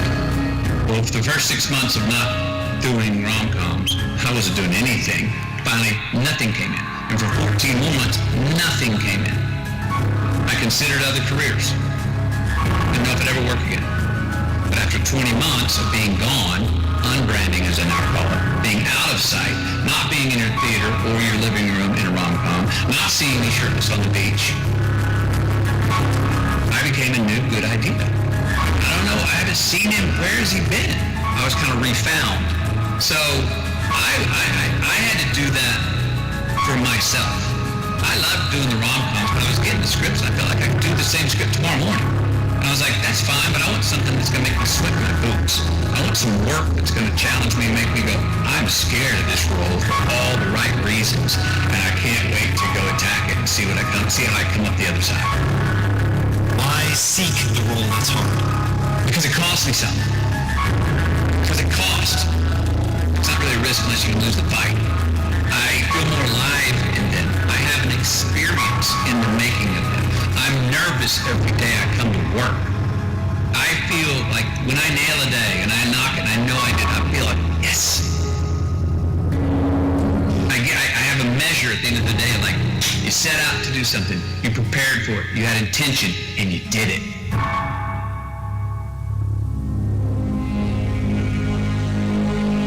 There's lots of different ways to interpret the world, and you can maybe even make a case that there's an endless number of ways to interpret the world. And the problem with that is that it kind of disorients you in terms of what you should be doing. Just because there's a very large number of ways to interpret the world doesn't mean there's a very large number of productive, meaningful, and sustainable ways to interpret the world. The thing that's so interesting about the day is like a page in a book. I had one client who was spending about 45 minutes a night fighting with his young son about when to go to bed. And so, they weren't having a pleasant time of it because it was just a constant battle. And that's common. Like, it's very common for parents of young children to be locked in a battle that occurs day after day. Sometimes it's around eating, sometimes it's toilet training, sometimes it's general behavioral issues, sometimes it's bedtime. It's like, okay, 40 minutes a day. So that's 280 minutes a week. So that's, let's say, 5 hours. It's 20 hours a month. It's 240 hours in a year. That's 6 work weeks. That's a month and a half. You're spending a month and a half of work weeks doing nothing but fighting with your son. Don't fool yourself. Anything that's every day is a significant percentage of your life. You're awake, let's say, 16 hours. 5 of those hours are basically maintenance.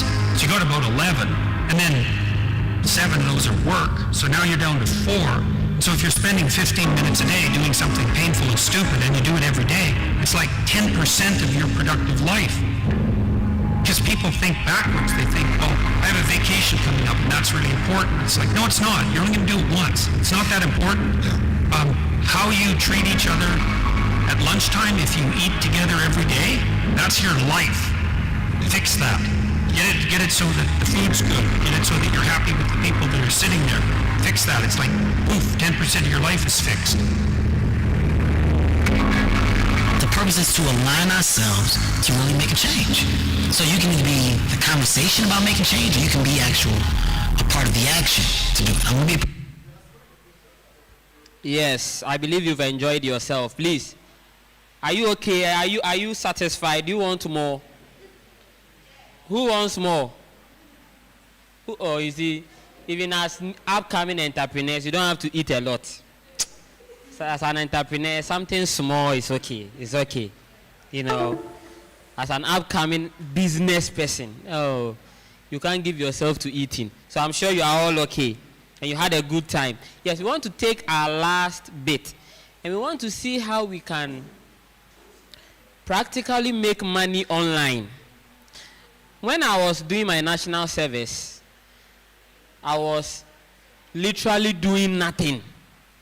When I go to work, I can go and sit there and won't lift a pen from here to here and close and go home.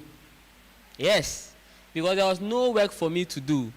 So I realized that if I was going to be sitting there for a year doing nothing, I would have wasted 1 full year. So I decided to think of how I could make money with that time I was sitting there. And I make very good use of that time. I completed a lot of courses, had a lot of certificates around that time. Because when I go to the workplace, there was internet. So I took my laptop there and I started working. One of the things I started doing was to do remote jobs. And I was doing remote jobs and I was earning around sometimes $35 a day. Yes. And it is not even a day, it is a task. So sometimes it was populating just an Excel sheet. So someone has a document, paper, they've taken pictures. You see, it's a document, hard copy. And they've taken pictures. And it's about maybe 35 pages. And they want it in Word or they want it in Excel. So they've uploaded the pictures, you sign up for the tax, and you open your Excel and you start populating it for them. And as soon as you are done, you send the work through, they check through, they pay you. So when he is done, I'll walk you through how you can do remote jobs. Especially if you are home, you are not doing anything. I can walk you through that. And so, we want to put our hands together as our Deacon Mike takes us through phone usage among the youth. Youth. I always emphasize that I've never seen anybody arising and shining while sitting. So youth.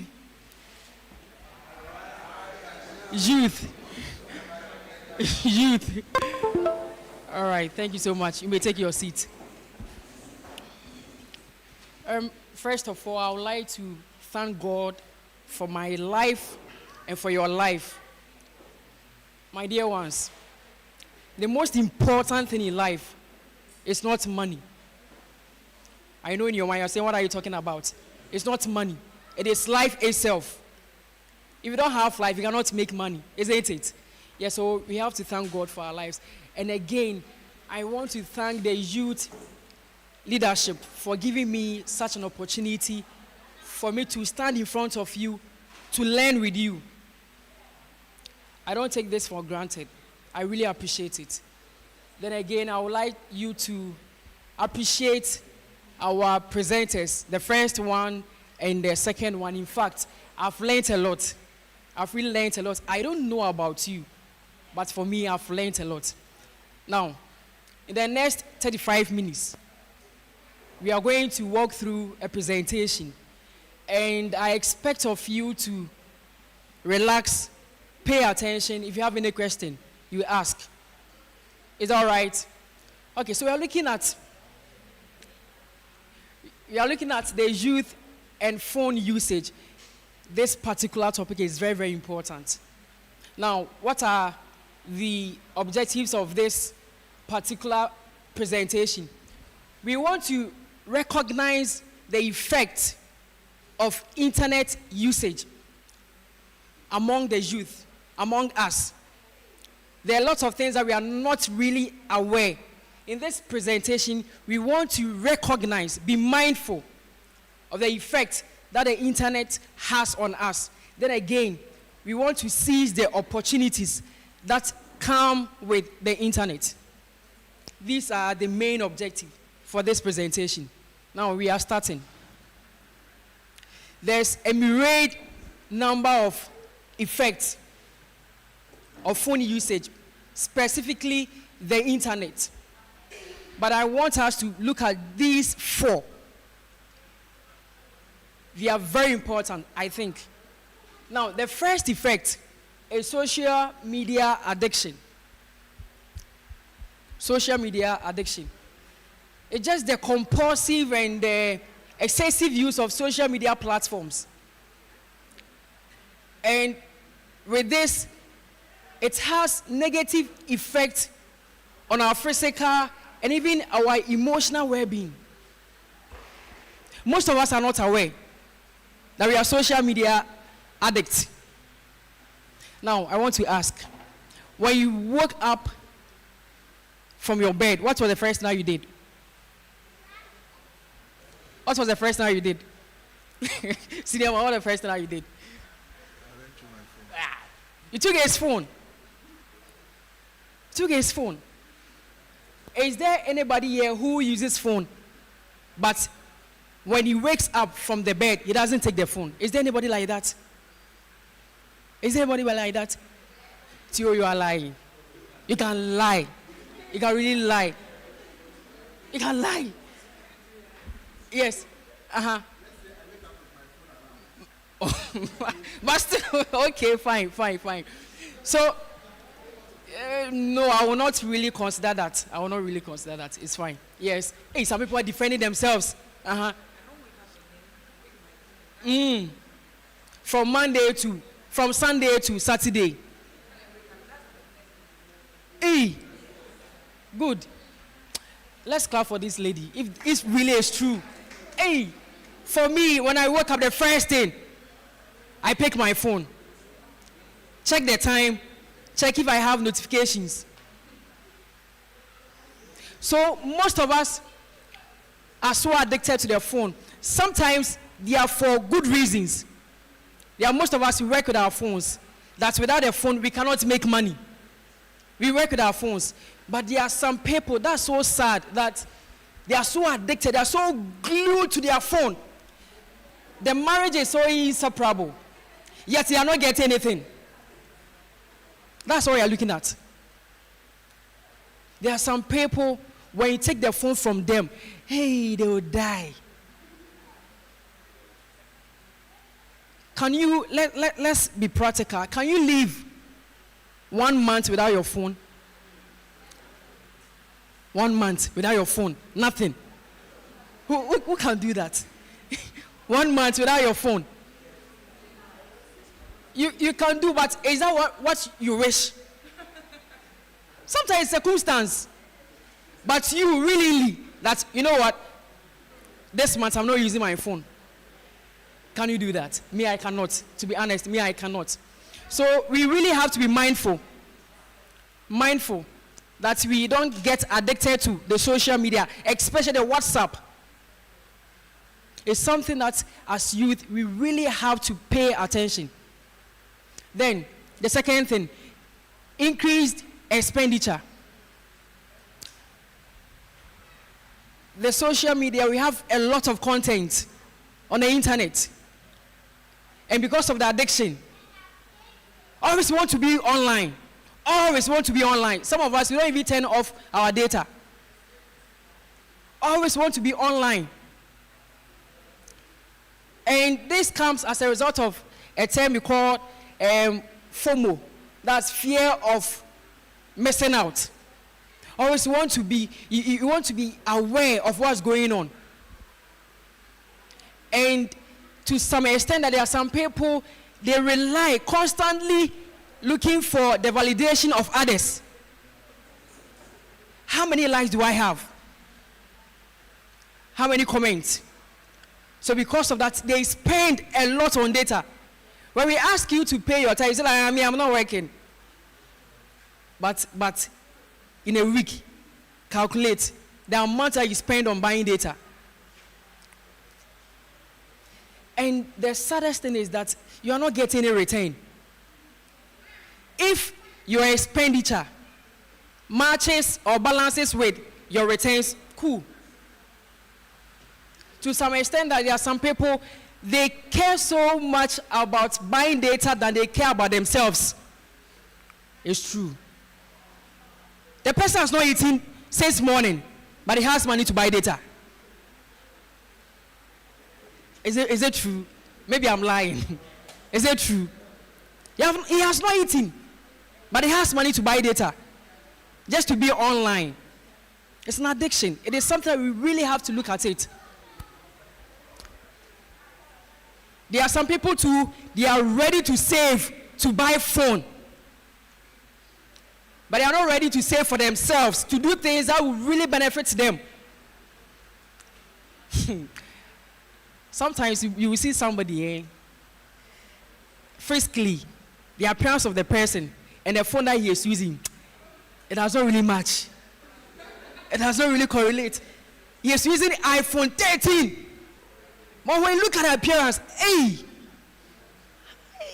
maybe I'm being unfair, right? But by grace, grace that I know you. and you happen to like, oh wow, really? Okay, so now let's look at the next effect. The social media or the internet has really amplified a lot of negative behaviors and bad habits among the youth. In our recent time, betting, online betting, it would never be possible if there's no internet. I want to believe that there's nobody here, there's no guy in English Assembly who bets. Can I believe that? Should we take our phones and go through?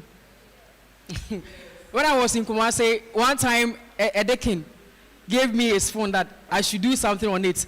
I saw about 3 betting apps. I didn't say anything. I just laughed. Apart from the betting too, some of us have also developed this I don't even have to mention it in church. The habit of watching pornography. Because he has a lot of data and he doesn't know what to do with it. And the more you watch, it changes your perception. And it changes you as a person. Now the last thing I want us to look at, false information on the internet. False information, for me, if you want to destroy me, I don't really, I'm not afraid of a person who wants to destroy somebody physically. But I'm afraid of a person who destroys by changing the way you think, giving you false information.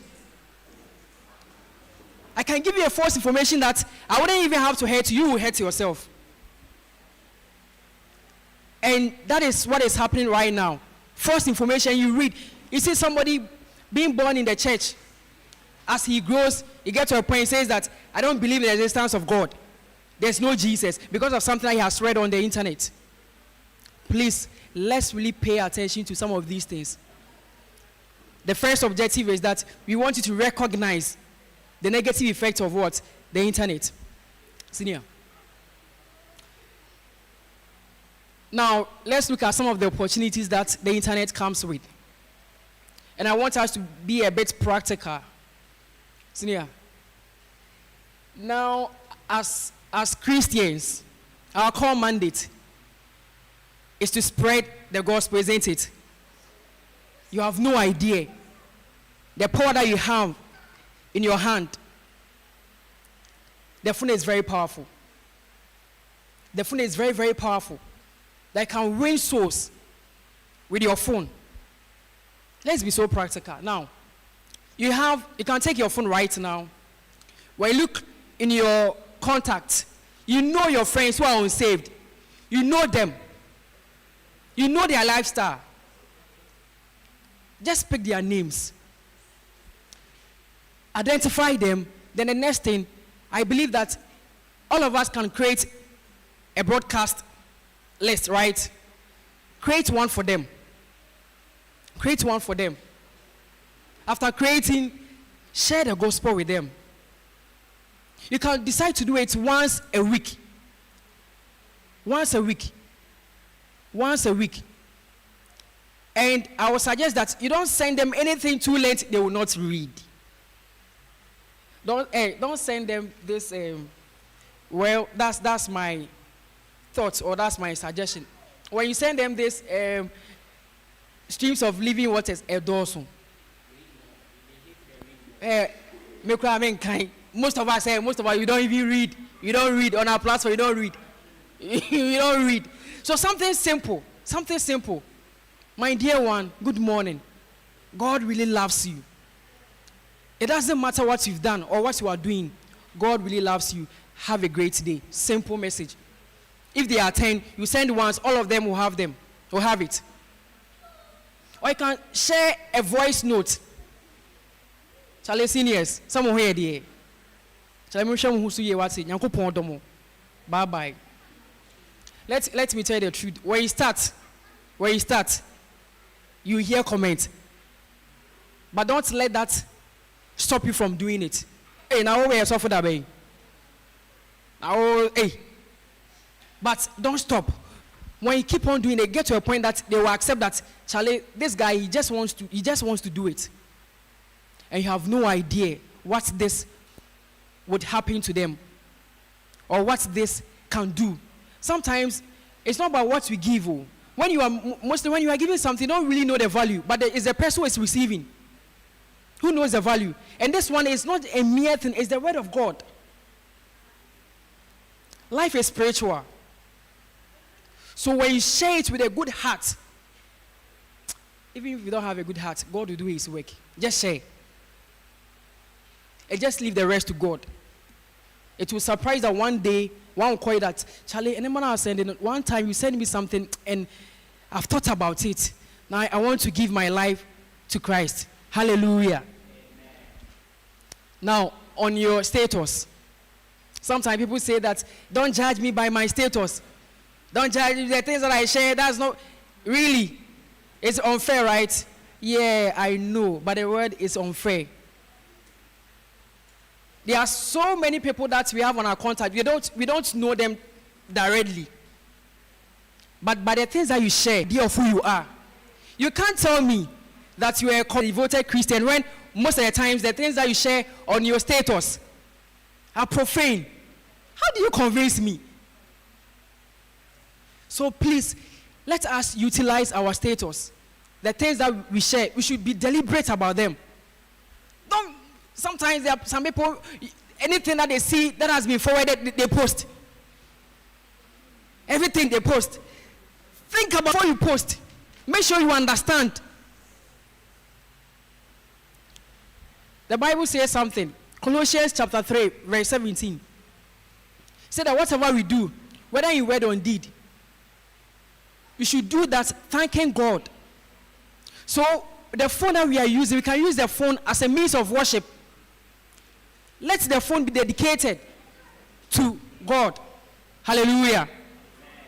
Now, what other opportunities can we utilize or seize?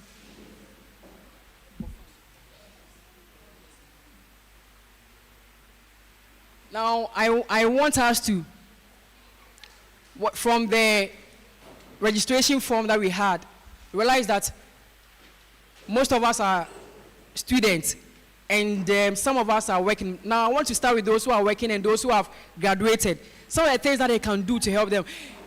The first speaker and the second speaker, in fact, they have done most of my work. Actually, the things are NSS, or those who have completed university. Whilst you are applying for jobs, make good use of your time. The most expensive commodity on the market is your time. And it's more serious. When we read the Bible, the Word of God makes us to understand that we will account for everything. So even a second of your time, you account for it. Make good use of it. I don't intend to boast anything. But for me, when people say that I don't know what to do, I'm bored, I like really don't know what to do. For me, I always have something to do. If really I don't have anything to do, I'm tired, I will sleep. There's a lot of things that we need to know that we don't know.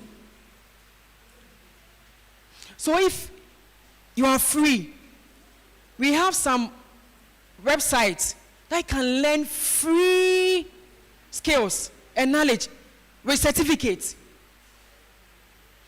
So if you have your phone here, when we leave, I'll share the links with you. Coursera is there. Udemy is there. Allison is there. There's a lot of free websites that you can learn skills. Just learn. It might not be useful now, but learn. You don't know when the skill will be needed. Then again, our deacon talked about remote jobs. There's a lot of sites. I can't share with you all the sites. These are the ones that I think will help you. They are genuine. When you go home, try your hands on it. Let's be practical. Now, let's move on. I'll share the links with you, so when you go, you just have to go through. With this one, I just wanted to mention it briefly, but I think we need to be more practical. Now, the question is, how do I start a business? I don't have money. I'm schooling. How do I start a business? I used to think like that. I always thought that all the problems have been solved. Just as Daniel asked, the things that you want to do, somebody is already doing it. So why should you do it? Add more value to it. Make it attractive. So I want to, when I came to Accra because I came here to do my national service. When I was done, I was thinking what to do, apply jobs and all that. Then I needed to make use of my time, like I've said. So I started reading, buying books, reading, buying books. To be honest with you, if you don't have ideas, start reading. When you start reading, you get a lot of ideas. So from reading, I realized that, then this activity is cool. Can't I make something out of it? Mind read books. It's online. When I started, I didn't pay anything. I didn't use any money. I just started posting books. If somebody is interested, you let me know. You pay, I go and get a book for you. I make money. And then as I read, I got to know ideas, how to make it so attractive. So I have learned how to do videos, how to create content. Self-education is the best. Learn on your own. So now, let's make it practical. If you have your phone, if you have a smartphone, the first thing you need to do, with this one, I have not listed it, so if you have a pen here, you can write. The first thing you need to do, identify your interest. What do you love to do? What do you love to do? Identify it. Maybe, for instance, you are a lady, you are so much interested in buying dresses. That's what you really have to, you are so fascinated by dresses. Your interest. Then again, on the same point, you can also do what we call market research. So on your contacts, you know your friends. Most of the people on your contacts, you know them. You know what they like. You know what they like, isn't it? So you sit down. This one is a serious something. Sit down. Take a pen and paper. Think. So my friends, so I'm a guy. Most of my friends support football clubs and they would want to have jerseys. Okay, so you have identified a need. At first, I used to have this weird perception about business and business people. Like they are kind of greedy, they want to make more money. So sometimes when somebody say you want to make more money, it's like, at first I thought that he is being proud. Make more money, say what? What do you want to show? But really, business is providing solution. We have a lot of problems. The more you solve problems, the more returns that you get, the more reward. There are some people, I never knew there are some people who would give me money if I had not started selling books. There are some people I knew them, they are very stingy. Hey, they will never give you money. But when I started selling what they want, they even give me more.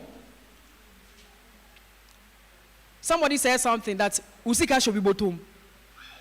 It's true. But you need to do what?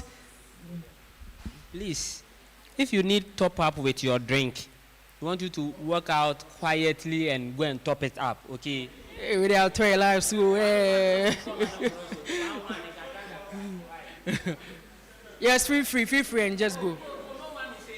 Oh, just feel free. Oh, just feel free. If you can't go, you can even ask somebody to go for it for you.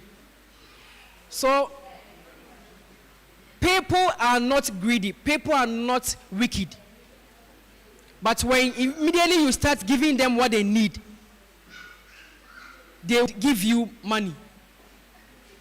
And again, if you think it's so hectic to find out a need from your contact list, like I said, there are some things I can do. Recently, I have not been paying attention to certain things. And one of the reasons I read is that by reading, it makes me aware of myself and the things I need to do. I know how to work so well with Word. I did publishing at school. Some software, I know how to work with them. And so I've created this marketing page, and one day I was there and somebody said she wants somebody who would make some editing on a document from PDF to Word and all that. And so I said, I can do it. I said, really? I said, I can do it. So he said, how much would I charge her? I said, oh, but this one you're my friend, so. And the thing to, wait. The thing to it was something simple. I said 50 cedis. I thought the person would not pay because they're like, wait a second, maybe. I said, okay, fine. Just one sheet be something, it's not something difficult. And I did it for her. It didn't take me long. I got money. So there are a lot of things that you can do. Just sit down. Most of us, we are so busy for nothing. I'm being harsh, but sorry.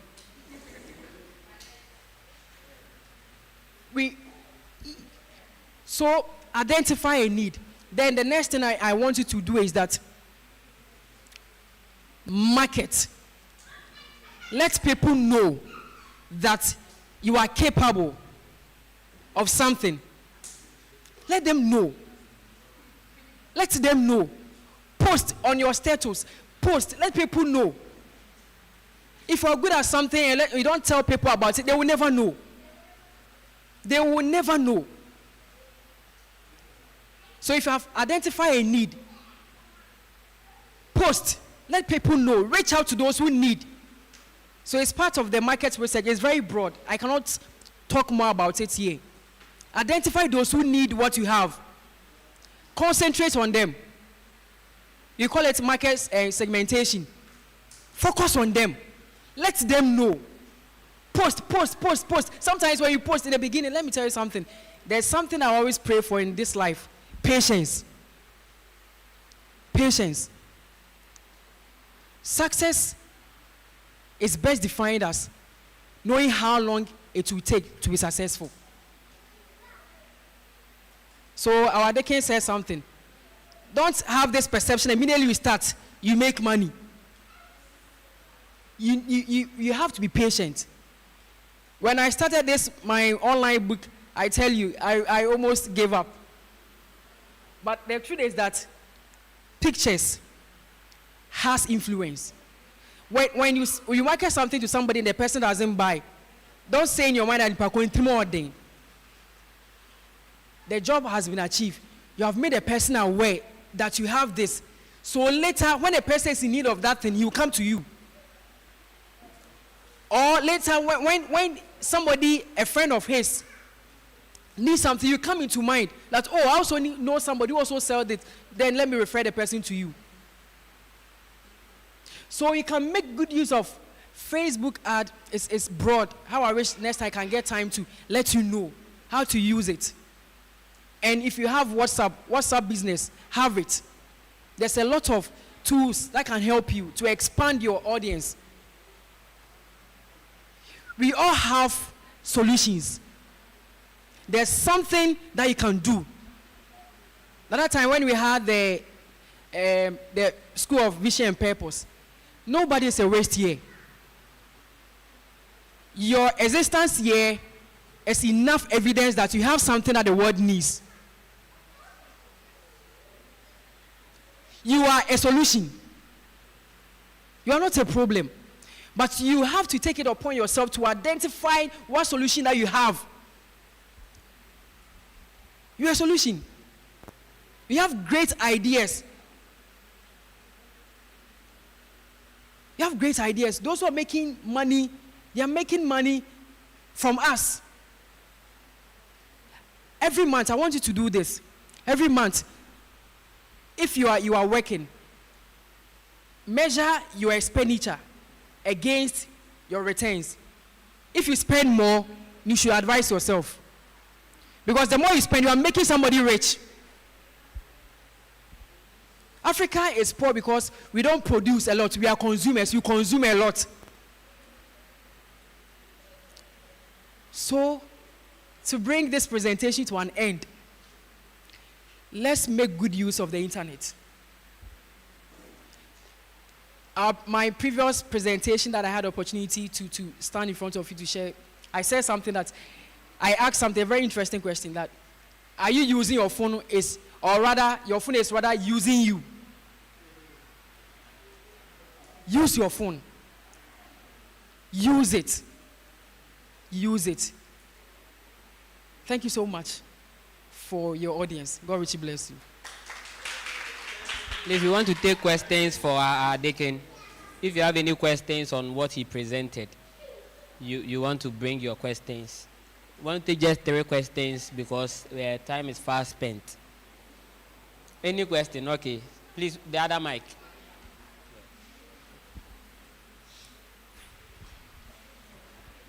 Thank you for the presentation, Deacon. I wanted to ask if there are some settings we can make on our phones or some apps we can download to protect us from some of the internet hazards.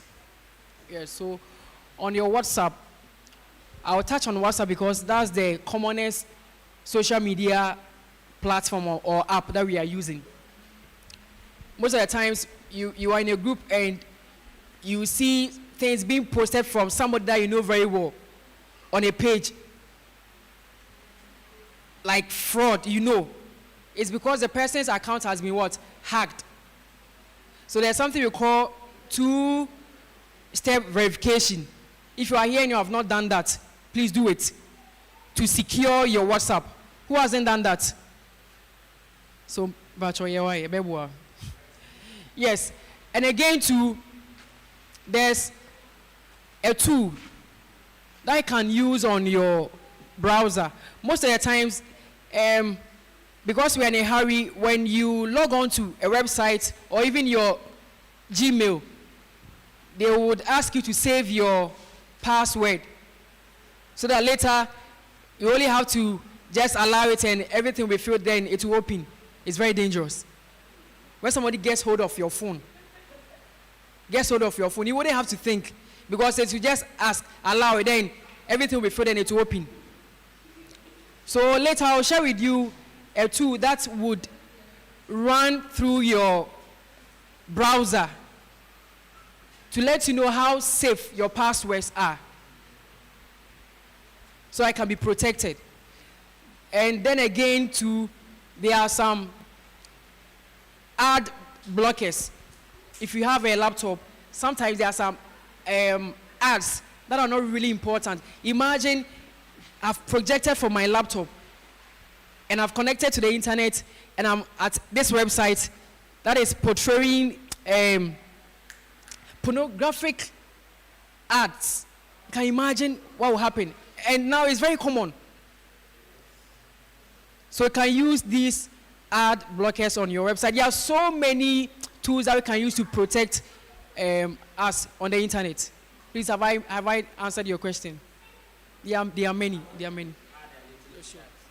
So, for example, there is an application called Covenant Eye. It's an app. So what it does is that maybe if you like viewing pornography, you download Covenant Eye and it'll block all pornographic sites. Anytime you try to go and view pornography, we'll block it. So when we are helping people break pornography addiction, that same app can help you have an accountability partner. So maybe Mike is my accountability partner. Every site I visit, he's able to see them and know that you are visiting betway.com, he's your accountability partner. And it can help you to put you in check. Okay, so these are some of so there's a lot. Covenant Eye, there's a lot. Okay. Yes. Any other question?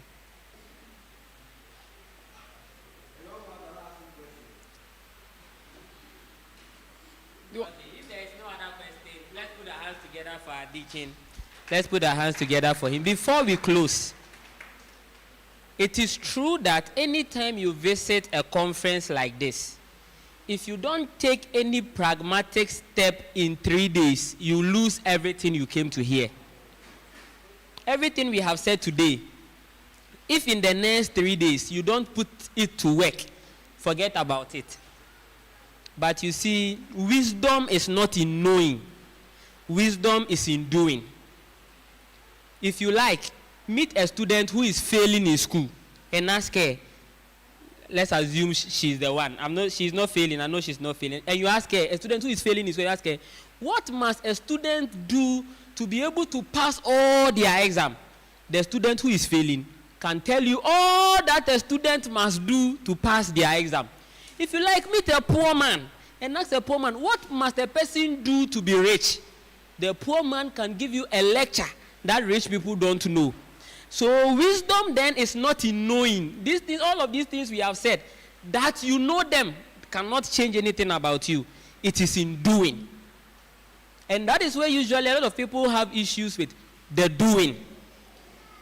it is not, knowing, how many of us don't know that we need to read our Bibles, and how many of us read? You see, so knowing is nothing, but doing. So we want to bullet 3 things we are going to be doing from here. 3 things we are going to be doing from here, so that when I meet you after 3 days, I can ask you and find out which one you've done. Which one you've done. The first thing is that we are all going to look for mentors. You see, the reason most people are not doing well in Africa is that everybody is struggling on their own. Meanwhile, there are people who know and can help us. Usually, mentees are looking for mentors to come and tell them, I adopt you from today, you are my mentee. It doesn't happen that way. You want to think about what career you want to do, how you want to live your life, someone who can keep you in check, someone who can squeeze life out of you and make you do what you want to do. And you are going to the person and you are going to tell the person that, please, I want you to mentor me. Please, do we all agree to that? So when I meet you after 3 days, I'll ask you who your mentor is, and I'll ask you, call your mentor for me. And you will call your mentor for me, and I'll speak with your mentor and verify. And you are doing it between now and the next 3 days. Number 2 is that we are all going to look for what business idea we can pursue. So I meet you after 3 days, I will ask you, what business idea do you think you can pursue? And when I meet you, you must be able to tell me, at least, in your own thinking, which one do you think you can pursue? Then the next thing we are all going to find out is what steps we can take to develop ourselves. People of God, let me tell you something. If you don't develop yourself as a person, a time will come you envy your juniors. Yeah. You see this question. So where are you now? In every year, at least, you answer it 3 times to 3 different people. In every year, 3 people will meet you and ask you, oh, so where are you now? Or, oh, so what do you do now? This question. At least in every year, you answer it at least 3 times. And I'm saying that if you don't develop yourself, a time will come, you envy your juniors. You envy your junior siblings if you don't develop yourself well. If you're a boy, you don't develop yourself well, someone can take your girlfriend. Someone will marry your wife before you get money. By the time you get money, someone would have married your wife. So develop yourself and ensure that no one marries your wife. If you don't develop yourself, you will see that you are in a meeting. They will take foolish suggestions and reject your wise suggestion because we will need money to implement it, and your wise suggestion doesn't come with money. So the one who is saying the foolish suggestion is the one that has the money. So we'll go with that. We will go with that, and that is how life is. And so we want to quickly invite our leader to give us his closing remarks and also to close us. Let's put our hands together for our leader who has made all of these things happen. All of these things happen. Oh, appreciate him very well. Yeah, thank you. Thank you very much, my able assistant. God bless you. I want to use this opportunity to thank all of us for participating in this year's breakfast meeting. I believe this year it has taken a different turn, and I believe that next year, God willing, it will take another turn. I was discussing with my beautiful ladies that they were asking whether there will be fufu, and I said no, but it's possible that we can have something like lunch party where we are going out to have lunch and having discussions. And I believe that when we get to that level, we'll see that whatever you have been taught by our facilitators, you are working with it, and we are seeing improvement. And even to the extent that those who are entrepreneurs, who are learning businesses and all of that, when the district calls Charlie, we need $10,000. You can say that, Charlie, I'm giving $2,000 as a youth. You are shaking the foundations of BUBIASHIE. And that's what we are looking for. That's what, when you listen to all the local executives in this district, that's all we are looking for. Whereby when we are going to any youth program, we don't have to struggle to call out money. When the district needs money, we don't have to struggle. When a colleague of us needs money, we don't have to struggle. So please, put them into good use. And it will help all of us. I've learned a lot. Yes, I've learned a lot. Career development and progression. I've learned. One time, my assistant was telling me, "Media baby, I made baby." Yes, so I learned the last one that my organizer also mentioned, Deacon Michael. I've learned a lot. And I believe that you have also learned a lot.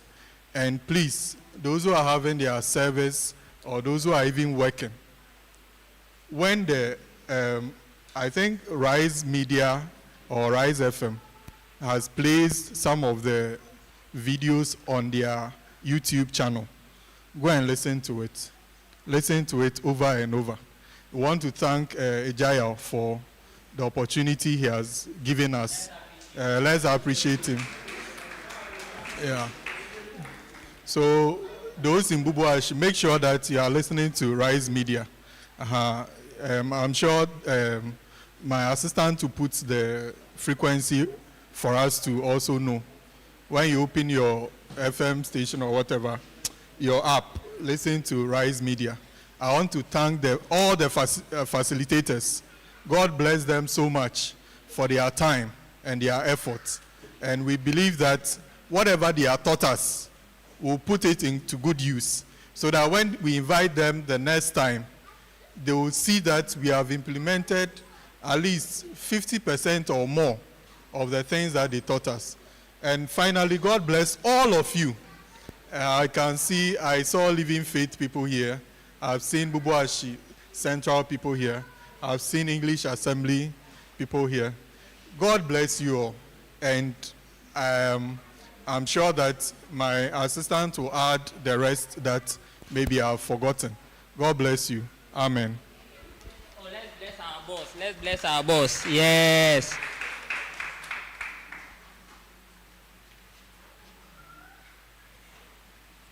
All right, so when we close, we want some of you to really volunteer and we want to interview you. Okay, we want to interview you. And maybe this is where your breakthrough will come from. Maybe this is where your future husband will come from. So humble yourself and let us interview you. Okay, Rise Media want to interview you and know how blessed the event was. Please, apart from that, those of us who are on the district page, let me see your hand. Let me see your hand. You're on the district page. Yes. Feedback is a very important thing. Okay, feedback. So when we leave here, you see, we have given you knowledge, we have given you chocolates, we have given you gizzard, we have given you a lot. What we want you to also give to us back is to share your feedback of the event on the page. So you can go and see any of the flyers, highlight it, and share feedback. Share feedback of how this event has blessed you. What it will do is that next time someone who was just at home and didn't come will see that, oh, this thing, I should have gone, and they will come. One of the things we'll be going to do is that we will be having a lot of capacity building and empowerment sessions, especially on Saturday evenings, moving forward. So we will come and have that capacity building and arrange the place for Sunday service. And we want you to come. By that, you will know a thing or two, and it will help you in your development and in your growth. Please, let me repeat again that if you don't develop yourself, what will happen? You envy your juniors. If you don't develop yourself, what else will happen? Someone will marry your wife. If you don't develop yourself, what will happen? Okay, so please, Rise Media, you can also tap on the link, and we want you to subscribe and like it for us so that we promote that business as well. Let's kindly be upstanding. Let's be upstanding. We want to invite Unifil to say a closing prayer, and then we'll invite Eunice to give us the benediction. So please come. So Unifil will give us the closing prayer. Eunice will give us the benediction.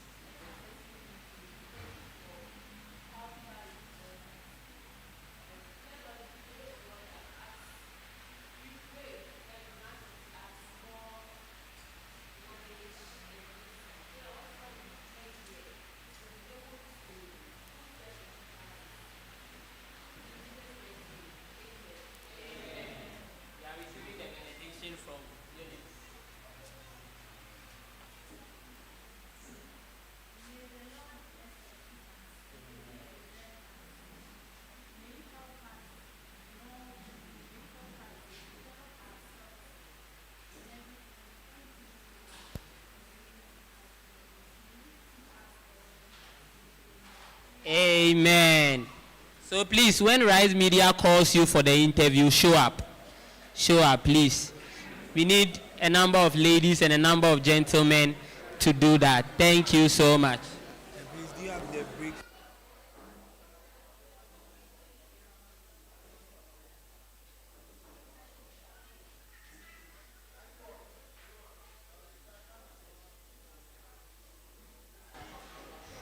Okay, so please don't rush homes.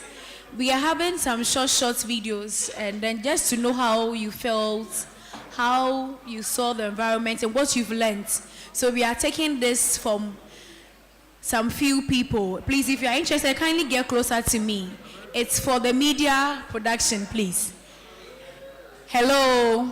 So we are inviting our brother Samuel Ansa to, give us his thoughts on what he learned, how he felt, and then what he's taking home. Amen.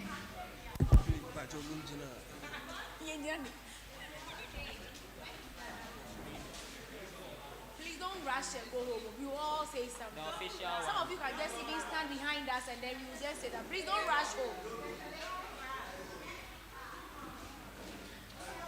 So we just ended our breakfast meeting, where we got to talk about career development, entrepreneurship, and then the youth and online networking. So we have our brother Sami Ansa here to tell us what he learned and how he felt during the breakfast meeting. First of all, I'd like to say the program was a very impactful one. I learned a lot, from career development all the way to the usage of social media and then how we use our phones. I think with the career development, I learned about the stages: the exploration, establishment, advancement, and then the maintenance stage. And then Sir Felix, the facilitator, he encouraged us to develop ourselves, to build our capacity on daily basis. And then he also encouraged us to network, build intentional relationships with people, attend seminars, and then try to broaden our horizon. So above all, it was an impactful program. And also our deacon taught us something about entrepreneurship, taking risks, being innovative, and then being a leader, handling your business. And then also our last speaker, also a deacon, he taught us about how to use our phones to evangelize and then to win souls for Christ, and then even to monetize it for our own personal gain. So above all, it was impactful. I learned how to develop my career, make money using my phone, and then also, if possible, take a risk and then be an entrepreneur. Thank you very much. Thank you so much, Brother Sami. God richly bless you. With all what he said, makes it look like, yes, he has really learned a lot. Thank you so much, Brother Sami. And the next person is Esther Mbefafolivi. Let's hear what she has to say about the program. Okay, even though I came in a bit late, I learned a lot. I learned that I need to make good use of my time. I can use my phone to make a lot of money. I can do online jobs. And also I shouldn't spend more than I earn. And also I should learn to network with other people. That's what I learned from this Thank you so meeting. much, our sister Esther Amefa. God richly bless you for coming. We have others who also will give a comment on how they felt. Deacon Randolph, if you are ready, please kindly. Okay, we have our sister Evangeline Dodu to say something about the program. Okay, so the program was very impactful. We learned a lot of things. I learned that if you want to pursue a career and your parents are not on your side, you should take your time, do a lot of research about yourself, and then present those facts to your parents. They might get a change of mind, and then whatever you want to do, they will support you. Thank you so much, our sister Evangeline. God richly bless you for saying something about the breakfast meeting. We are inviting our sister Eunice Aite to also say something about the breakfast meeting, her experience, what she's learned, and what she's taken home.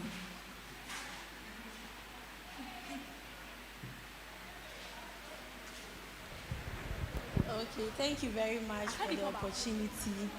I also learned that it's not only product that you can sell, you can also sell services. So maybe as an accountant, you can provide accounting and auditing services and tax services to businesses to help them meet legal requirements. And also you have to develop yourself in order not to envy your genius. Thank you very much. Thank you so much, our sister Eunice Aite. Thank you so much for coming.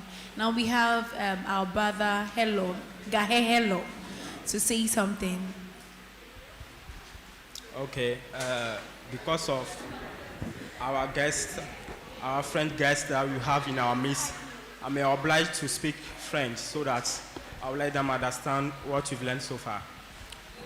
Ma participation aujourd'hui à ce programme de l'entrepreneuriat que nous avons eu m'a beaucoup profité, et la plupart des choses que j'ai appris et qui m'a beaucoup profité est que l'entrepreneuriat, c'est une affaire très très importante et sérieuse que nous devons prendre au sérieux, car ce n'est pas quelque chose que on peut juste se lever et commencer.